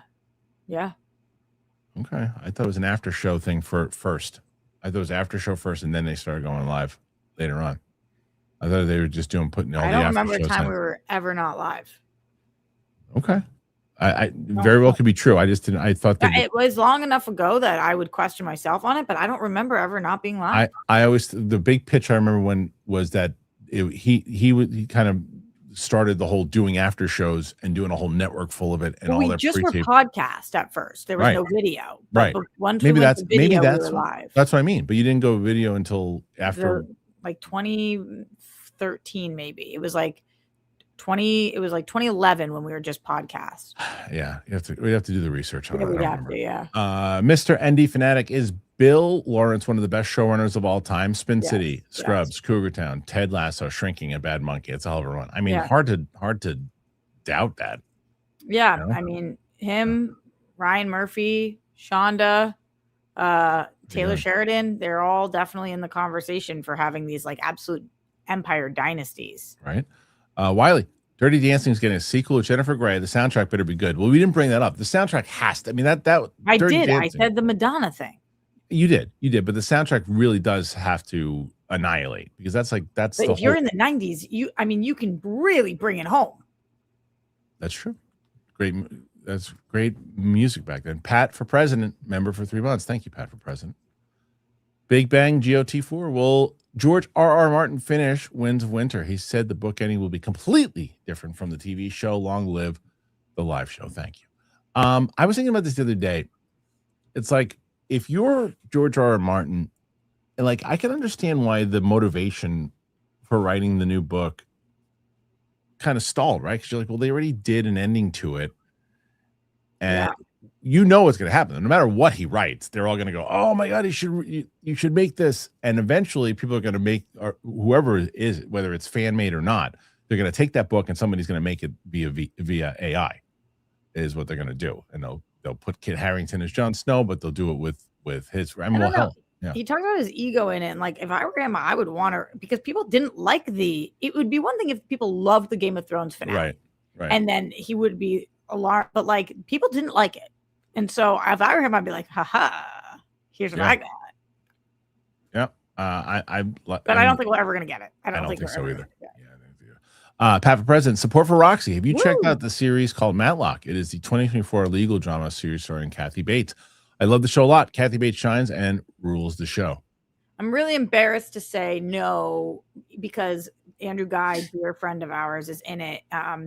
I just haven't gotten around to watching it fully yet, but I'm so proud of him. And I hear that the show's excellent. And Kathy Bates is at all of the award shows right now. She's like carrying the show. Yeah. I did watch that episode. He's in 4 of them. It's in the new season? No. I think that he filmed. I don't actually know. Yeah, I think in the first season, I don't know anything about the second season, but I think that in the first season, I think he was in multiple episodes. Oh, wow. I saw the one episode that he was. I didn't realize he was in 4. It makes sense because the storyline was like. Maybe he was in 1. I don't know. I hope they bring him back. And maybe it was just 1. I really don't know, guys. That's not me like pretending. I don't know. Michael D, support for Roxy's shirt. There you go. Perfect. The conversation about the shirt continued. And then people started calling me mid. But like, I don't think the shirt makes the woman, right, guys? Like, I think so. Big Bang sent this in 3 times. I don't know if you meant to, but he sent that in 3 times. Thank you, Big Bang, for all of them. Yeah, Pat, I support reserved spots during Winter Storm Aftermath. One works hard to clear their spot. They deserve it for at least 72 hours. I do think it's just hysterical that like it's the most Boston thing I've ever heard, that you can legally reserve your spot with a lawn chair. This is more of a Roxy question than for me, but Mike Joyce, did you see Kanye's apology? Do we believe him this time? I don't think it's more of a me question. I understand, because obviously that would be like saying, do you forgive him, is more of a me question. Yeah, I guess so. Yes. Did you see it? Yeah, I'm sure Kristian. You didn't see it, Kristian? I don't pay attention to these people anymore. Basically, what he said was, I'm bipolar, and I shouldn't have said that. And honest. Do I believe that Kanye is bipolar? I do. Definitely. So do I believe him? It's not like about believing or not. And then he said, like, I'm not apologizing for commercial ability. I'm apologizing because it was wrong. I do my very best to never listen to him anymore, have him completely out of my brain. It's scary that people like him exist, whether it's mental illness or not. If you're going to name your album Hitler, if you're going to say that you like all that, I just don't want you in my life. Yeah. In my mind. Right. So, Fair. So you don't care. Believe or not, Yeah. I don't know. Okay. Fair enough. Yeah. All right. Pat for president. My townhouse terrace is still mostly covered. Yep. The HOA needs to get their act together and get a cat to clear more of their snow. Hopefully soon. I'm telling you. Like there was my poor wife. She's just not built for the snow. She had move back to LA. I know. My little one was saying that. It's like, why can't we move back to the warm climate? Battery I4V. Jack Gleason versus Jack Gleason. Talent wise, Jackie Gleason versus Jack Gleason. So you can't. I mean, Jackie Gleason is the best of all time. I mean, Joffrey's good, but come on, Jackie Gleason's Jackie. Oh, I understand the question. Yeah, now. Yeah. There's no answer there other than what I just said, right? Yeah. I hear you. It took me a second to even understand the question. Octob 805. Boo for Patriots colors on Empire State Building. I'm sorry, Rocks, but kick rocks. Yeah, it's like what is what I said. Most people are going to, outside of your circle, most people are going to be rooting against the Patriots. You're aware that that's what comes with the shield. I don't think I can go to a Super Bowl party. Yeah, because everyone will be because you'll be the villain. I put it on my Instagram. I understand why you guys all hate us. Yeah. I mean, this is absolutely nuts. That's been 6 years and we're back with a completely different. Yeah, look. I said if you're the NFL, you're happy because this is a good Super Bowl and it's two teams, but just like you got the good guys and the bad guys. That's always happened. And so for sure. And if I wasn't a Patriots fan, I'd probably hate. But for me, this is like the greatest thing that's ever happened. Of course, it's the best. Course. Yeah, absolutely. Okay, Pat for president. Is unbelievable how we're about to go into February soon. Yes, but it does feel like January is forever. Holy shit, this is a long month. I don't know. It feels like it kind of flew to me. Really? Yeah.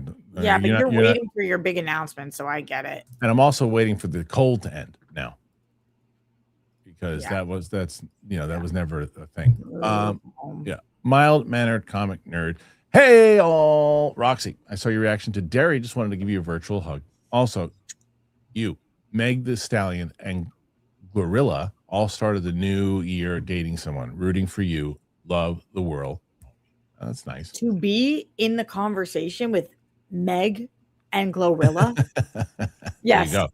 That's what the headlines read. Roxy Stryer, Meg the Stallion, and Glorilla all start new year dating someone. You're the biggest diva out of all of them, though. Compliment. Thank you. Oh, DJ in the house. DJ in the house. There you go. DJ in the house. Big super chat there from Lorena Oren. I'll tell you, Lorena, I would have we got that snowblower for that. I would have given Roxy an extra super chat. That snowblower was gone. I should have told you that. If that snowblower goes, somebody buys that snowblower, I'll give Roxy 10 questions. 10 questions. Guys, we're at 80 or something. So where is that? Where the hell did I put that thing? Where is it? Let me see if I While you're looking, Lorena said some support. Have a great day, Roxy and Kristian. What is one TV show I should watch from Apple TV? Just got Apple TV. Okay, yeah. What is it? So hard because Lorena, I don't know. Are you a drama girl or are you a sci-fi girl? I mean, they have the best stuff. I think the simplest, easiest show to start watching Apple with is Ted Lasso. That's like I can't picture somebody not liking Ted Lasso. That's kind of the universally loved Apple TV show if you haven't seen any Apple TV shows. Yeah, Roxy's always the person that you want to listen to when it comes to TV. She has the best choices, has seen everything. So there you go.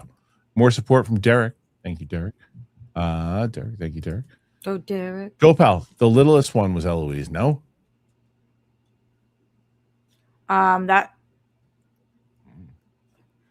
Eloise was small. Yeah, Eloise at the Plaza. I think she's the littlest one. I don't remember whether you're talking about her or Madeline, though, because I think Madeline specifically is known as the littlest one, but somebody correct me. More support from Derek. You remember Madeline? All dressed in vines? Nope. No. Go, pal. I think that's 100% of what I know about Eloise. That's fair. I feel like the littlest one is Madeline, not Eloise. I think you're thinking of a different franchise, but I'm not sure. Mild-mannered comic nerd. P.S. You and Coy are the only things I love about Boston. I could not care less about the sports teams, especially the Red Sox. P.S. I'm a Mets fan. Oh, God bless you. I can't. It's always so funny to me when I meet somebody who's a Boston fan who's not from Boston, and I do I'm like, why? Yeah. Yeah. Well, same thing. I have a buddy of mine. I was talking about my buddy, who's he lives in New York. He's about as New York as you get, and he's a Dallas Cowboys fan. I always think it's weird when you're a Texas fan too, It's and crazy. you are not from Texas. Yeah, Like, it's weird. what? Yeah. Go pal. What's the Gossip Girl T? Ree Blake. Is it a new I think what you might be talking about is how Leighton Meester Mm. famously does not like Blake Lively. So I don't know. There were some rumors about them doing another Gossip Girl reboot after they already just did a reboot, but bringing back Blake. But I don't see Blake and Leighton ever working together, so I don't know how they would do that. And also, Ed Westwick was Me Too'd, so I don't know if he's working again now or not. Money walks, bullshit talks. That's how I look at it. Okay. Kyle Bridger became a YouTube member. Thank you. Support for Derek. Thank you, Derek. Lots of support from Derek. Andy Zafranski, Roxy. Guess you weren't feeling the brunette. Looking very long. Yeah, it's still brunettish. I haven't dyed my hair yet. Here's what happened. So because I was bleaching my hair for so long, it just like bleeds through. So I haven't colored my hair since I colored it brunette. Okay. I am wondering if I want to go back to blonde though. No, because brunette. I don't know. I just don't feel like I'm turning heads, and I like. You don't need to. Heads. You got your. But you know why? This is gonna make you stay. What color was your hair when you started dating your guy?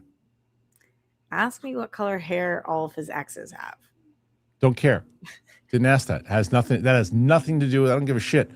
What color was your hair when you started dating your guy? It was brunette, but what color? What color were the pictures on my dating app profile? Doesn't matter about the profile. I don't know. Matter is, that's what the first date was. Don't jinx it. I don't think I would jinx it. Derek, support. Thank you, Derek. Roxy getting close here. That's my 91. I know we're really killing it right now. 91 and you're getting a lot of new members too. I know. I love that. Ergo, rewatched AMD's movies Elysium. Great movie. Forgot how good it was. It has a kind of a cult following now. They just covered that. What's that? They just covered that. Oh, Elysium. I didn't love Elysium. I liked it. Yeah, I didn't love it. I remember Ellis really, really liking it. I liked it a lot, yeah. Hey, he follows it up. Kristian, if you're looking for a good horror movie reaction, I just watched Mothman Prophecies for the first time. What a crazy, creepy movie. Yeah, it's one of those. I think Scream might be something that I will do as well because they're so good. Yeah, but it's also one of these things that I just can't. I would much rather take a shot. Look, Mothman Prophecies, I've heard about. I've never seen it, but I don't know anybody's clicking on that. And this is where I've got to try to make these moves, especially with the pilot coming up, of things that people are going to click on. I could be wrong. Mothman Prophecy could be a huge one, but I don't know. I wouldn't have guessed that Warrior would have done as well as it did, but it did. So I never know. Such a good movie. It's a great movie. Go pal. Sweeney was on the Netflix show Everything Sucks that I liked, pre-Euphoria, and her spot on Handmaid's Tale. Sadly canceled after one season. I didn't realize she was on that either. Everything Sucks. I don't remember what that is. Yeah, I don't remember. Sweeney was on Handmaid's Tale? Are you sure? I don't remember her. Are you confusing her with McKenna Grace? Sydney Sweeney. Let me look. GoPal's usually on it. Yeah, I know. That's true, but I don't bet against him. I'm going to say she was definitely on it. And it's popping up. I don't remember her in it. Yeah, I'm not betting against GoPal. So played Eden. Oh my god. Yeah. Now you remember? Yeah, that's so crazy. I mean, look at her. Yeah. It's so different. Oh wow. Okay. Yeah, I forgot. Okay. Boomerang became a YouTube member. More support from Derek. Nathan Drake. I actually did care more about the Sweeney Bra story than I did about this Lisa Ann thing getting kicked out of the comedy clip story. You say that, but here's the funny thing about that. That stream, I've led on a few, there's a few different times that I've led with non-movie stories, right? So I did, where is it? So I'm going to my live shows, most viewed live show that I've ever did was, which doesn't really count. It's the Marvel Avengers Doomsday cast announcement. Winston and I were just did, it wasn't really, it was 5-hour live stream that did 123,000 views. My interview with Mark Paul Gosselaar, which was a live stream that I did and aired it. That's 43K. The Dune spoiler discussion, interesting part 2, was biggest, but the Lisa Ann one, where the hell is that? I didn't know Mark Paul Gosselaar did that well. Yeah, and I mean, well, if you look at that clip, the one clip did 2 million views. So the Lisa Ann did that one did 27,000 views on the live stream. 27,000. That's a good number. So I might start doing. I'm gonna start following porn star news and do that because every time we follow porn stars, we do great. Okay. Cool. Very cool. Andy is Fransky. Ryan Gosling and Emma Stone doing a Dirty Dancing remake would be great. Make it happen. I don't know. Are you? That's a good question too. Are we going to have like major stars? What? They're pitching a remake. I know remake, but do you think there's going to be major stars that are going to be in that Dirty Dancing 2? Probably, right? I think they have to go younger than Ryan Gosling and Emma Stone. Maybe so. I don't think it'll be Ryan Gosling. I'm just saying, like, are they going to do major stars? Yes. Yeah. Especially because the kids don't know who Jennifer Grey is. Let me ask you a question about controversies and stuff too, because I know there's a few. Timothy Chalamet with, you read all the stuff that's going on with the Safdie brothers now? No. Oh man, it's like a What's big. going on?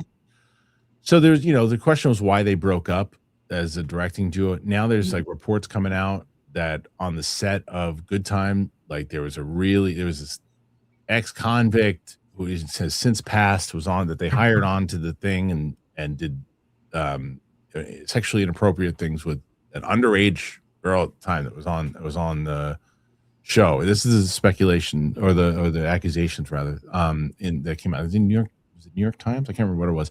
Okay. But apparently the director Josh was aware of it, and it was like, I don't know, but whether or not this came about down the line with and if Timothy Chalamet knew anything about it, he wasn't on that movie, but if he knew about it going into it, I don't know. But then the other thing is there was this controversy with Timothy Chalamet is now in that spot that I have seen on social media, which is inevitable when you're too much in the spotlight and you're around too much. The shift comes, and it goes from he's the best to now people are starting to dislike him and they're starting to say things about it. I happen to think he's this generation's best actor that they've got. I'll watch anything that he does. I think he's great. So what's the controversy about Timothy Chalamet right now? There's something about Kirsten Dunst and something I can't remember what it was. I tell you, Rox, I'm the worst person to I shouldn't even brought it up because I don't do enough research on it to where I just saw it and I don't even it's like I could explore it and go down the rabbit hole and find out what this is, but I don't care enough, So I'm not sure. I know Kirsten Dunst was bummed about Jesse Plemons not getting nominated, about supporting actor. I don't know how Timothy Chalamet is involved in that at all. I don't know. I have no idea. Someone can tell me. I don't know. I looked up Timothy Chalamet controversy, and there's a lot of stuff that's popping up, but it's all kind of different from each other. Yeah, who cares? Jay Morgan, 3977. Drake May, rooting for your Patriots, Roxy. Woo! I watched May play for North Carolina, my favorite college team. There you go. Very cool. I mean, love him. Red Bear, support. Thank you, Red Bear.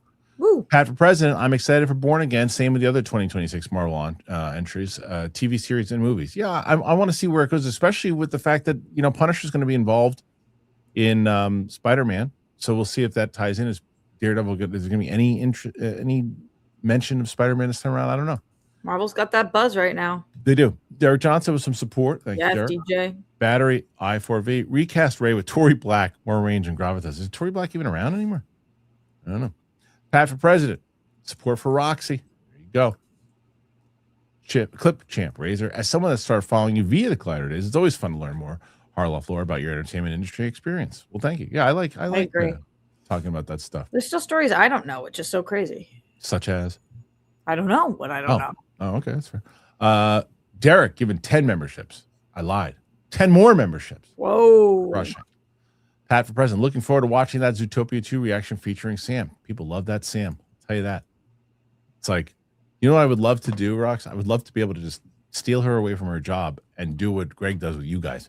Yeah. Just plop her in front of the screen all day long, but I can't.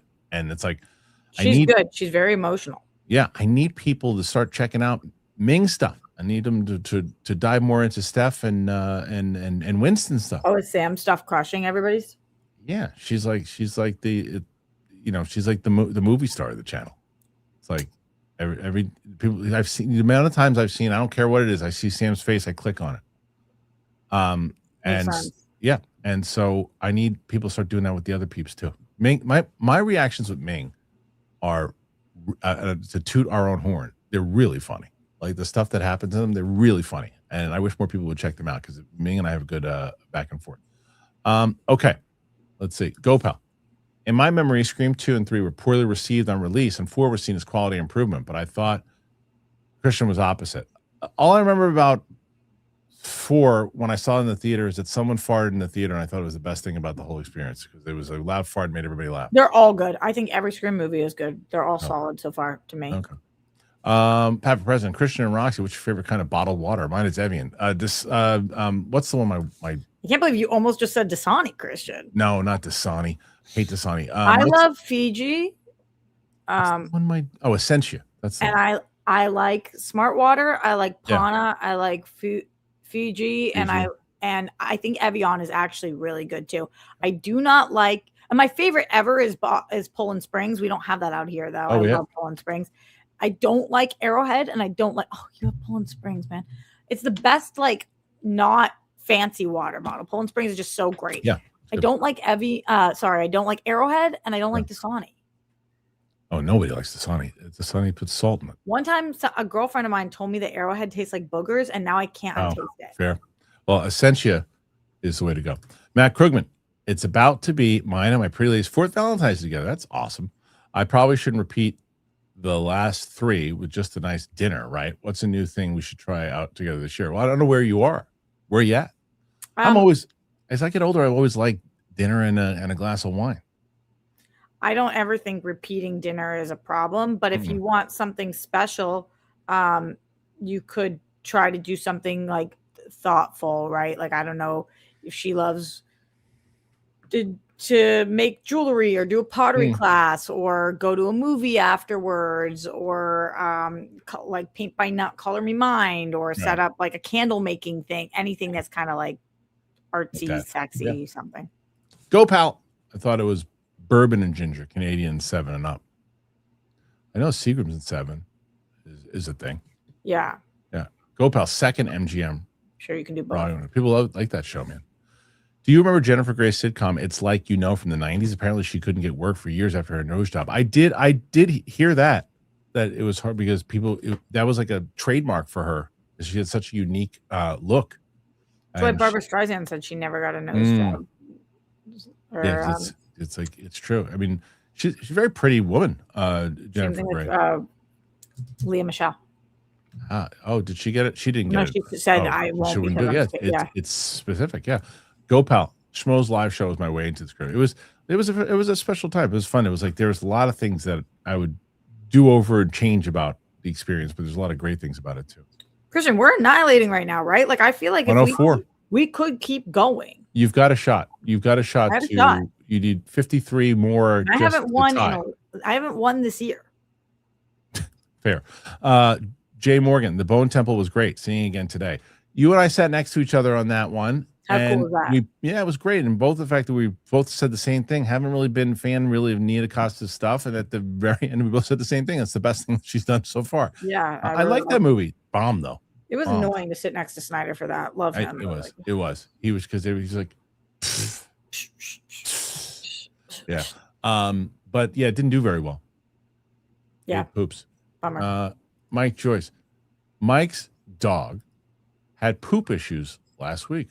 Kristian's dog had problems. My dog didn't have problems yesterday. Oh yeah, well, his stinky ass. He was rubbing. Yeah, that's true. He's running on the rug. That's true. Did you shit in there? You want to hear something funny? Yes. Yesterday when I played that to Roka. Did you shit in there? He goes, was he talking to Roxy? I'm like, why would he be asking Roxy that? Why would he be talking to Roxy? He's like, well, she's the one on the screen. I'm like, yeah, but she's not in the room with him. Yeah, but you're next to him on the screen. I know, it's hilarious. Pat for president, to keep the support train going. Thank you, Pat. My man's dog has not had poop problems, but my man's dog does pee herself when she sees new people, which is why she gets so excited if she sees me or she's that excited. Oh, okay. Andy's Afrasca 6854. Missed the movie True Showdown. Bring it back. Sure. Can you please donate a large amount of money to a bank, and then have someone who's going to run it, and then deal with all the people involved, and I will be a consultant. No problem with that. It's so funny. I do this all the time as an experiment. I tell people, like, to ask the audience, like, people don't really understand. This is what I also have to make sure that I have to explain once the show goes, and like what really goes into, because you know what's hilarious? Keith Jardine was in here, ex-UFC fighter. He's an actor, director, writer now, and he's doing really, really good. Just had a movie that was in Sundance, and he's doing great. And I just aired the interview. And we were talking off air, and I was telling him about the pilot and everything too. He was asking me about it. And he's like, well, what's the budget? And I told him the budget. Now, if I tell the budget to someone who doesn't know, they're like, whoa, that's a lot. You know what he said? That's it.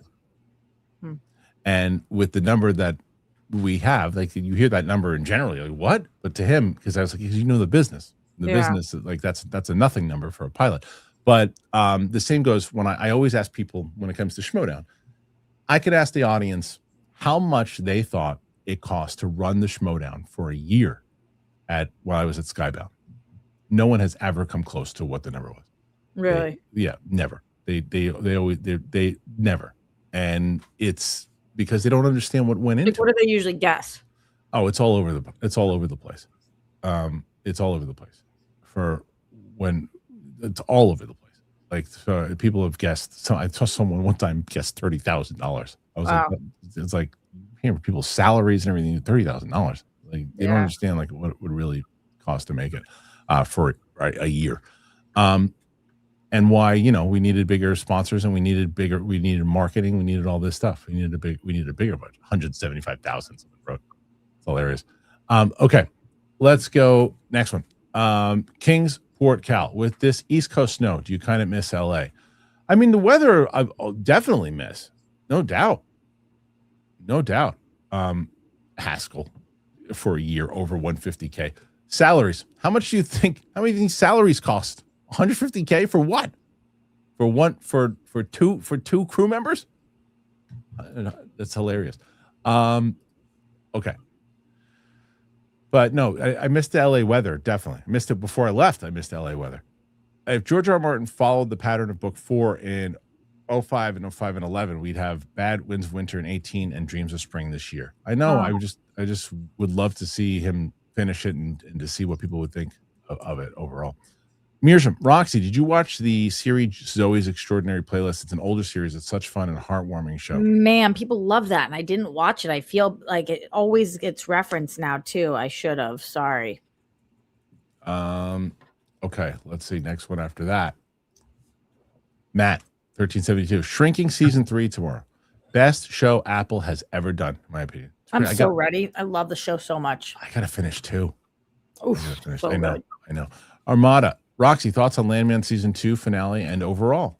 I didn't watch the finale yet. Still, huh? I know. I'm behind. I love the show. I'm only one episode behind. It's the finale, and I hear that it is good. And I haven't watched it. Okay. Let's see. Next one. And that is Tom Hiffman. Have a slice of pizza on me before the next live show. The glasses look great. Don't put me on timeout. Yesterday's show was peak. LOL. Thank you. Yeah, we had a good show. It was fun. But is today's show peak? Yeah. Facility guy. Deadpool solo movie. Deadpool in a team up or group movie. Absolutely. That's probably what they're gonna do. Yeah. Pat for president. Definitely conflict between Pats and Hawks. I would root for them, but part of me wants to root for Robert Meyer Burnett's team. I likely split the difference and root for a close match. He's a Seattle guy, right? I don't know. Yeah, I think so. Facility guy. Kristian, you going to CinemaCon? Probably not. I apply every year. I get in every year, and I've only gone. Humble brag. No, but I mean, it's just more so in that it's press. They're very kind, and they press really stuff like so. It's like it's not like every year I get in every year. I meant more so like it's not like one of these things where I'm like, oh, I applied, and they didn't accept me. They accept me every year. They're very kind over there, and they give good benefits and stuff too. And you go there, meaning like you go to all the screenings, and they have like a good floor there. It's a good way for people to meet up. They do after parties and things like that too. But it's not beneficial for my channel in the way that when I was at Collider or Schmoes, it would have been a lot more beneficial. It's not worth the time that I would take out of work here missing out on things that I'd be shooting with Sam or doing live shows or other things. Like those movies and things that maybe you see the one early screening would probably be better at an out of the theater that I could do once it comes out. So it's not as beneficial for me. I talked to Jeremy Johns a little bit more now that we've been catching up, and we were talking about that. And he likes to go. He goes quite often. But I was telling him my reason. He said, "Yeah, it makes all the sense in the world." So I don't think so. Is the long run. Have you been there yet, Rox? I don't recall being there, so I'm going to say no. Okay. All right. Next one. Let's see. Armada. Why are people still saying Ruffalo got fired from Spidey 4? Fake news. Couldn't imagine having. No one believes. I haven't that. even heard anybody say that. It's been a silly rumor that someone started it. There's no world where that happened. Pat for President 1. Cannot wait for All Mankind. Definitely one of my favorite what if types of shows. Robert My Burnett is likely more excited than I am. People like that show a lot. Speaking of Andrew Guy, he was on that show too. Yeah. Armada 8YT. Dupa Lipa curated the Dirty Dancing 2 soundtrack. The last one, the Havana Nights. No way. Before her time. That's before her time, right? Yeah. No. Casey Grant. Anyone see Zoran Madami's recent speech where he recommends staying inside and reading Heated Rivalry? He said, read Heated Rivalry? It's a book series. Oh, is it? Yeah. Is it a book series too? Yeah. Oh, okay. Yeah, that's what the show's based off of. I didn't see him recommend that, but that's funny. No, I didn't see that. Okay. Trey Porter. I'm a Pats fan from Jersey. Haven't been much to cheers for with the Jets and Giants since I started watching football in 2010. The Giants have had some good runs. The Jets are a disaster. The Giants have had some good runs, and now the Giants are looking to build back up. The Jets have a much better chance. Giants have a much better chance to build up than the Jets. Jets, of course, Jets are just built with failure for some reason. Pat for president. My hair is light brown. My beard is auburn. Definitely crazy. Any fellow guys have the hybrid hair color situation? No. My brother has that exact same. Does thing he? Too. Yeah. Okay. Ryan S. Sending love from Minneapolis. This channel has helped me get through grieving my best friend, the atrocities of our community. Thank you, guys. Well, I'm super sorry to hear that, and I'm glad that you were able to find some solace in us. And I'm so sorry with everything going on there, and it's where the country is right now. So, love back to you. Yeah, Mike Joyce, you missed some Giants Patriot chats from the beginning. I don't see it. I don't see it. Do you see them, Rox? I don't see them. You're making a joke because you don't want to read Patriots. No. Oh, okay. I really don't. Let me go digging the then. Seahawks. Yeah, Seattle Chaos, Seahawks, Pats. I have that. We have that already. Yeah, we did that. We did that one. Yeah, I don't see it then. Is it because it's not? I don't know. It's because it's something would happen. I don't know if it's because, like I said, sometimes it doesn't star. This is why I don't do the stars all the time, because sometimes the stars. I'm looking. I'll double check, but I don't see anything. Do you see Kanye's apology? I'm going through it. I don't see for Patriots colors. No, I did that already. Maybe he just misheard and you didn't. Yeah, don't do that. Hopefully, yeah, don't do that. If I covered it, please don't do that, because now I'm going through the whole damn thing. Let us know if we missed your chat. Yeah, I don't see that. I don't see. Let's see. Rooting for your Patriots. I watched my favorite college team. I did that already. Mike, don't do that to me right now, because I'm looking through it now. I have to go through this whole thing. Seattle says, there were some before mine. Yeah, see, and maybe it's just not. I don't know. Let me go through. You keep going. Let me try to go back. Yeah, see if you can find it. But you'll have to find it through the. Yeah, but do you see, like, remember when you told me, like, go through the start? This is why I don't go through the start, because start sometimes leaves stuff out. It's so weird. I think it only leaves it out if you click on it on accident, but that does happen sometimes. I'm getting to the top, and I'll tell you what we got. Let me cover the rest, and then what I can do is I'll go through and I'll see what I missed. He says before. Seattle said before him, but the first thing we have is from Seattle at 8:45. That's the first chat that I have. I'll have to go into the actual thing. It's fine. I'll finish this. Okay, Pat for president. Roxy and Kristian, what are some Super Bowl commercials that will always live rent free in your memories? It's always the Rocky. It's brisk, baby. For sure. What?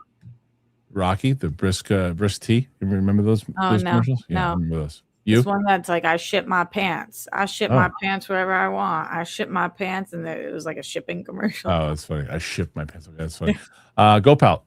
Turns out Gosling and Stone are the same age difference as Swayze and Gray. Sorry. Wow. I assume Swayze was much older. No, not too much. Remember, and they were in. They have the same age difference as each other, but they're not the same age as Swayze and Gray were. Emma Stone is significantly older than Gray was, and Gosling's older than Swayze was. Yeah, I mean, Emma Stone is what? She's gonna be early 30s, right? I don't even think early. I think she's mid 30s, probably. Okay. Let me look. That makes sense. She's been around for a little bit. Armada 8YT breaking. Jeff Snyder as Baby in Dirty Dancing 2. A lot of people would see that. Pat for President. That scene where 37. Yeah. That scene where Kingpin crushes the police commissioner's head lives rent-free in my head. Yeah, it's pretty gross. So exceptionally brutal and merciless. That was pretty gross. Pretty gross. Andy, Franksy. Helps that you and Sam have known each other for decades and have amazing chemistry together. Yeah, but so do me and Ming. And Tina. For sure. But yes, I mean, look, I love doing videos with all of them. I just hope more people start checking out the other ones too. Pat for President. Fiji was my late mom's favorite, my second favorite. Fiji's pretty damn good. Pretty good. So good. Yeah. Tim Sim, in the spirit of Rise of Skywalker, I say this. Somehow the Patriots return to the Super Bowl, even though it's supposed to be Palpatine. But you know what I'm doing. Doing that on purpose. Really Armada. Saw The Rip last night. Felt the third act falls apart and dialogue wasn't great at times. I agree with that. Great premise, acting, and tension, though. Sequel incoming. Probably did very well. Did you watch it? I can't believe I haven't. Oh, I'm surprised. Yeah. I'm surprised. CB the legend. Harloff, I think Famke Janssen lied to you. I said yesterday, Roxy, that I hope that she didn't lie to me because I felt like, because you watched that interview. Yeah. You checked out that interview.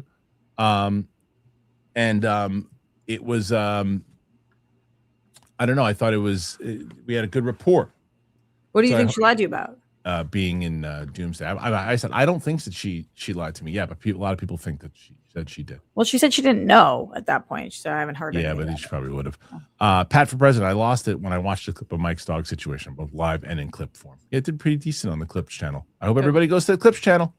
We're trying to get to 30,000 by the end of the year. Pat for sending a super sticker. Thank you, Pat. Woo, in sports, Pat. Runaway games or close matches? Close matches, always. Does anybody say runaway games? Yeah, no, close matches. Sport. Even when my team is in it, I want it to be a close match with my team winning. Gopal, I love Jane Levy on Shameless season 1 and Suburgatory. I never saw it. You never saw Shameless? I didn't watch Suburgatory, really. But I do love Shameless. Pat for President. Support the train sustainment. There you go. Mung first. Excited for the bride. Me too. Hiya, Roxy. Let's go, Pats. Let's go, Pats. Woo! CB the Legend 1. Harlock, bring Robert Meyer Burnett on the show. Robert's been on the show a couple of times. He was actually on with Roxy and I in the studio, I think, as well. Oh, yeah. Yeah. Pat for President. Ice cream, sorbet, or gelato. You know, it depends on where I am. If it's a nice Italian restaurant, gelato. I went for gelato this last week. That was so good. Unfortunately for me, my tummy hurts when I eat ice cream and gelato, and it doesn't when I eat sorbet. So, but I like ice cream the best. Yeah, ice cream is pretty yum. What's your favorite flavor? Cookie dough. Peanut butter chocolate. Okay. All right. Brisk tea. Nothing is over. Just give me something to drink. Still pops in my head whenever something says it's over. Nothing is over. Just give me something to drink. Yep. All right. So 118 right now. Although it might be higher if we did miss a super chat. I'm going to look. Saying Dupa Lipa should curate the new one is what Armada is saying. I still love that people don't know that story. I've been saying Dupa Lipa to Roxy and now when I say it, people are like, you're pronouncing her name wrong. I'm like, ugh. And she said it to a bunch of young kids. That's my favorite story. When you said there's a bunch of young kids that you had to do like a seminar or something to, and you said Dupa Lipa. Dupa Lipa. And they looked at you like you were like embarrassing, Kristian. I love that happened to you. All right, let's see. I'm going to go and I'm going to see if there's anything that I missed. I'm going all the way through now because I'm going now to the super chats on. Let's see okay. Yeah, there was one from Daniel R. Sending in a 9.99 one. The Patriots Super Bowl run was just as easy as Coda's best pitcher win in 2021. Go Seahawks, I guess. The AFC is a joke. The Chiefs and the Pats are the only ones that go to the Super Bowl. This is a problem. Maybe everybody said that we had the easiest journey there. But then why didn't anybody else get there? And also, like, I'm never rooting for injuries. I did not want the Broncos QB to be injured. It's not like any of us like wanted that, but we did it anyway. What do you want from us to? Right. Exactly. They beat who's in front of them. They made it. Right. Mike Joyce, Kristian, the Patriots should be inspiring to you with a coach like Harbaugh, a little luck, and a softer schedule, thanks to how bad the Giants were. Truth. You can go from worst to first, too, just like Patriots did with Vrabel in his first year. I'm a Patriots fan, but I'm also a realist, says Mike Joyce. Yeah, it is incredible what they did. Yeah. Nathan Drake. Honestly, I think it'll be a boring. Yeah, they're ones, I guess, that came in earlier that just didn't register. Nathan Drake, honestly, I think it'll be a boring Super Bowl because the Patriots will just get destroyed. But here's hoping the commercials are good. I don't think that we're going to get destroyed. I do think that we have a really tough match ahead, and I hope that it's a close game. And obviously, I'm pulling for the Patriots, but of course, we are the underdogs going into this. Peter Eklund, I think DCU could handle Batman similarly to what happened with the MCU Sony regarding Spidey. As long as Garfield was the current Spidey, there was no Spidey in MCU. Amazing Spider-Man 2 was 2014, Civil War was 2016. Yeah, but then they eventually combined them and put them together in the same thing. So they could handle. I don't know. How do you feel about that? Same as you. Yeah. And then he also says, I know it's not a perfect comparison, but I wonder is as long as Reeves has him, we won't see him in the DCU. That's also possible. To which, and Peter also follows up and says, I hope Foggy is back and it's not a flashback. Well, apparently in the comics, he comes back, right? So maybe he does, but I thought it was a flashback. Yeah, me too. Last one that we missed, Eric Opperman, the Daredevil teaser just dropped, setting up a Kingpin versus Matt boxing match. Give me a mic. Oh no, we did that one. Okay, so let's see. So 1, 2. But now we've got 3, more 4, new ones. I know 5, 6, 7. So I'm going to add that to your total. So you have 131. Okay. 131 is what you have right 131, having fun in the sun. If somebody just gets you that snowblower, we're 10 up. Oh, no, that's right. Fallout Penultimate moved up to 9 p.m. tonight, same time as Wonder Man. I wonder if Amazon did this on purpose to steal viewers. Go Roxy and go Pats. TV doesn't really work like that anymore, though. No. It's like, okay, I'm going to watch Fallout at 9, and then I'm going to watch Wonder Man afterwards if I really want to. Especially not network. Yeah. Go Pal. You ever seen R&B show Femme Fatales? No. Did you, Rox? I didn't know that Robert Meyer Burnett had a show. Yeah. I Am Too Fly Camp. Pasta. In it, or what? He probably produced it. Oh. I Am Too Fly Camp. Pasta Wars, spaghetti versus lasagna. I add shrimp. Because there's so many more options, spaghetti, of what you can put in it. I don't eat cheese, so I can't ever say lasagna. Yeah. Spaghetti girl, and I love shrimp. I add shrimp too. I make a spicy shrimp tomato sauce that's so fucking good. Sadie does a lemon shrimp with this. Yeah, I do a lemon shrimp too. Good. So good too. Getting hungry. Christopher AO2. What if it is Cal Kestis in Starfighter? He's a Jedi and hasn't been in previous movies, only games. Thoughts? That would be interesting, a way to play it, but he'd be significantly older, I guess. Who's that? Cal Kestis from the video games. Oh. He's the guy from Monahan. Monahan from Shameless. Oh, Dominic? Yeah, right? Oh, no. Cameron Monahan. Yes. Seahawks Revenge of the Runs. I Am Too Fly Cam. Kristian Unpronounceable. Support for Roxy. Haskell. If gifted memberships counted, add 20 to the total. No. They already it comes in as one thing. Gopal Marshawn Lynch in Bottoms was hilarious. I didn't see that. I didn't see that movie. Did you see Bottoms? I did, and I like Bottoms, but people loved Bottoms, and I people really loved it. Zigny 76. Kristian, did you realize the actor that played All Balls McGillicuddy in Game of Thrones, Julian Glover, was General Veers in Empire Strikes Back? He was also, and I did know that. And he was also, what's his name in Last Crusade? He was, what's his name? Donahue? I can't really use the villain in Last Crusade. Huh. Oh, so R&B directed several episodes of Femme Fatale, says Gopal. Which one was Femme Fatales? The show, I think, on wasn't, but who was it? Was Famke in that one? Femme Fatales? I don't know. I didn't know that Robert Meyer Burnett directed. Oh yeah. Pat for president. Favorite delivery service: UPS or FedEx? Whoever gets me my stuff. I don't have a favorite. That'd be funny to have a favorite of that. Yeah. All right, Rox, you did great today. Any I other don't know day, this cast, Ellie Cornell. I don't know the show. Oh, Vivica A. Fox wasn't it? Yeah. I don't know the show. let me see. What did I have? How many did I tell you that I'd give you? How many? I think it was 7 from the No. But thing. if I said that, how many would I give you if somebody got this 10? number? Okay, let me see if anybody got it. I'm checking. Hold on. I'm checking. We also have another No, they super didn't. chat. No, We have 2 nobody more got super it. So. chats. All right. So, if 2 more chats. So you're currently at 139. 139, which is still is a hell of a that was a hell of a run. Really good. Pat for president keeps reminding me of Smothers Brothers. I'm hungry. And then Pat Paulson for president for GoPal. All right. Roxy, good Pat job. Paulson? 130, I don't know. 139. What? You did 139. Yeah, but who's Pat Paulson? That's Pat for president. Oh, that's it. Pat's handle is Pat for president, and then so. Pat Paulson's Yeah. probably his name. I understand. So You're supporting Pat for president. Thank you. What's going on, Rox? Where can people find? Oh, you guys could find me on all the social medias at Roxy Stryer. I've been lacking on my YouTube channel, but actually, if Kristian's not going to be here live tomorrow in the morning, I think I'm going to go live in the morning on my channel. So that's youtube.com/Roxy Stryer. And other than that, you can support here in the super chat. Well, don't do that. I got Steph waiting. I got Steph waiting. Yeah, Peter, did you have more than those 3? We beat out John Roca because we are so. Peter, did you miss? Did I miss? Did you do more than those 3? Because I read those 3.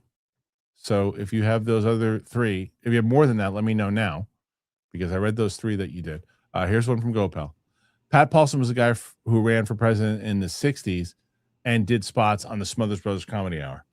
I just read him. Peter just read him like 10 minutes ago. I don't remember who that was. Yeah. Let's see. I am to fly camp. Stryer is your real name, Roxy? Lucky. Yeah. Yeah, I was just talking to somebody about how my middle name was supposed to be Jade, but my mom after pregnancy was like so messed up and whatever. She said Jillian, but it was supposed to be Jade, and I was going to be Roxy Jade, which is the only cooler name than Roxy Stryer. Roxy Jade, cool. Come on. It's pretty cool. Support for Roxy on that one. So with that, Team Michael T, thank you so much for that support. Ooh. Oh, Joey Pedros came in late, but excited for shrinking today. There you go. I am too. I'm so excited. I wonder what they're going to do with the season. Great PLD, cast. Roxy's shirt from my middle school closet deserves to beat Roca. There you go. That's what I'm saying. But the thing is, in your middle school closet, was it a belly shirt or was it not? Who knows? All right, here we go. Look at this. Support for Roxy. Great show today. RQMDSMD. Thank you, RQMDSMD. All right, Chris, what's our actual number right now? Right now, we're at 140, 145. 145. And what was Roca? 157. You're kidding. No, 157 is what Luke told me. So, Pat for president, praying for Mississippi. They got bad ice from the storm. I'm telling you, that ice is no joke. No. So 140. Go, pal. Oh. Okay. I got to sign off. I got Steph. I read that as ice, and then you read it as ice, and then I realized. Yeah. Yep. Okay. Noah Sparks. Do you think we'll get any sort of statement from Filoni soon? I'm surprised we haven't yet. No, it's not his Filoni about what? About taking over and, and a statement. It's not officially. Yeah, it's official now. Oh, it is? Yeah, it's official. It was official about Kathleen Kennedy had the interview and the exit interview and all that, and she. I completely missed that. Go Pal. We're talking about it. Clara Garcia. Go Pats. Oh my God, coming out. Let's go. Let's go, Boston. Let's go, Pats. Go, New England. Let's go. PLD. Beat Roca. 152. Guys. I mean, I love Steph, and I am so sorry that she is waiting right now. Yeah. However. Yeah. All right. Go, pal. If the rally rallies, you can't unrally a rally. RQMDSMD sending support. When the rally is a rally.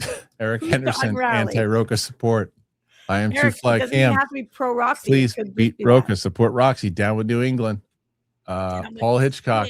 Any shirt can be a belly shirt if you eat enough. That's a great point. I don't think that's what's happened to me here, but it might be. Kristian Unpronounceable. Okay, fine. More. Go, pal. Support. Pat for president. Super sticker. Thank you, Pat. Thank you, Pat. Rally hat on backwards from PLD. You missed faculty. Oh, where's Facility. faculty? Faculty, Wait. facility guy. Hold on. All right, Roxy, your favorite hair color? Says facility guy. I think red, and I want to go red, but it's so hard to do and maintain, apparently. Yeah, maybe so. Go, pal. Support. All right. So, Roxy, you are currently at 163. Poor Roka. I mean, it's like the guy was just, he was certain.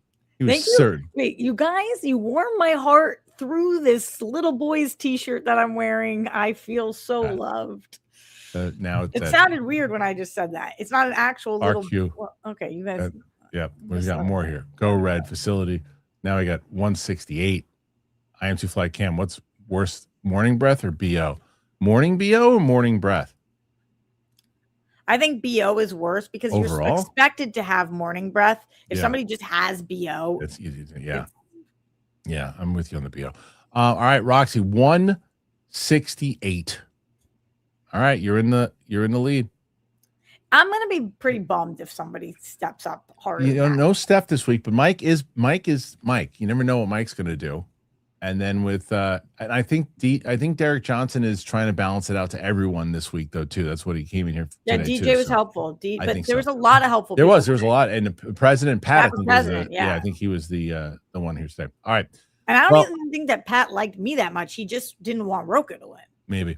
Well, so Roxy is now in the lead with 168.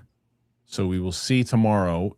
Tomorrow we're going to be off. So Thursday, Mike will be here. Join me on my channel tomorrow. Yes. Okay. Thursday, Mike will be here, and then Friday, the Capes and Cows crew will try to dethrone Rox. So let's see. I would have liked to seen a World Girls one-on-one. See if Steph could try to take you out after winning 2 in a row. Or you could put us together tomorrow. I can, you know what? You want me to check? You want me to check and see if she's available? And you want to try to do a show? You let me know. All right. Are you available if she can do it? I just said I'm going to do it on my own channel. Oh, all right. RQMDSMD score for Roxy. All right. I'll ask her. I'll see if she can do it. If she can do it, then maybe you guys then you can just host the show tomorrow. UFC has 6 million on Paramount. Who's she doing Thursday with? She's not doing it on Thursday. Oh, she's not doing it. Well, you can also put me on a Thursday with her in the future. Yeah, but if it's a whole thing. All right, 170 right now. 170. All right. Smoke shows, baby. All right. Thank you guys, and appreciate you guys. Another one, Pat for President. Let's go. Super sticker, 171. 171. Thank you, and we appreciate you. And we'll see you on the flip side. Make sure you go to Apple Podcasts, you go to Spotify, everywhere you can find podcasts. Make sure you do it. Check out our Clips channel, and we'll see you guys on the flip side. Thanks for all the support. Thanks for being here. We appreciate you. And the major question you should ask yourself: did you shit in there?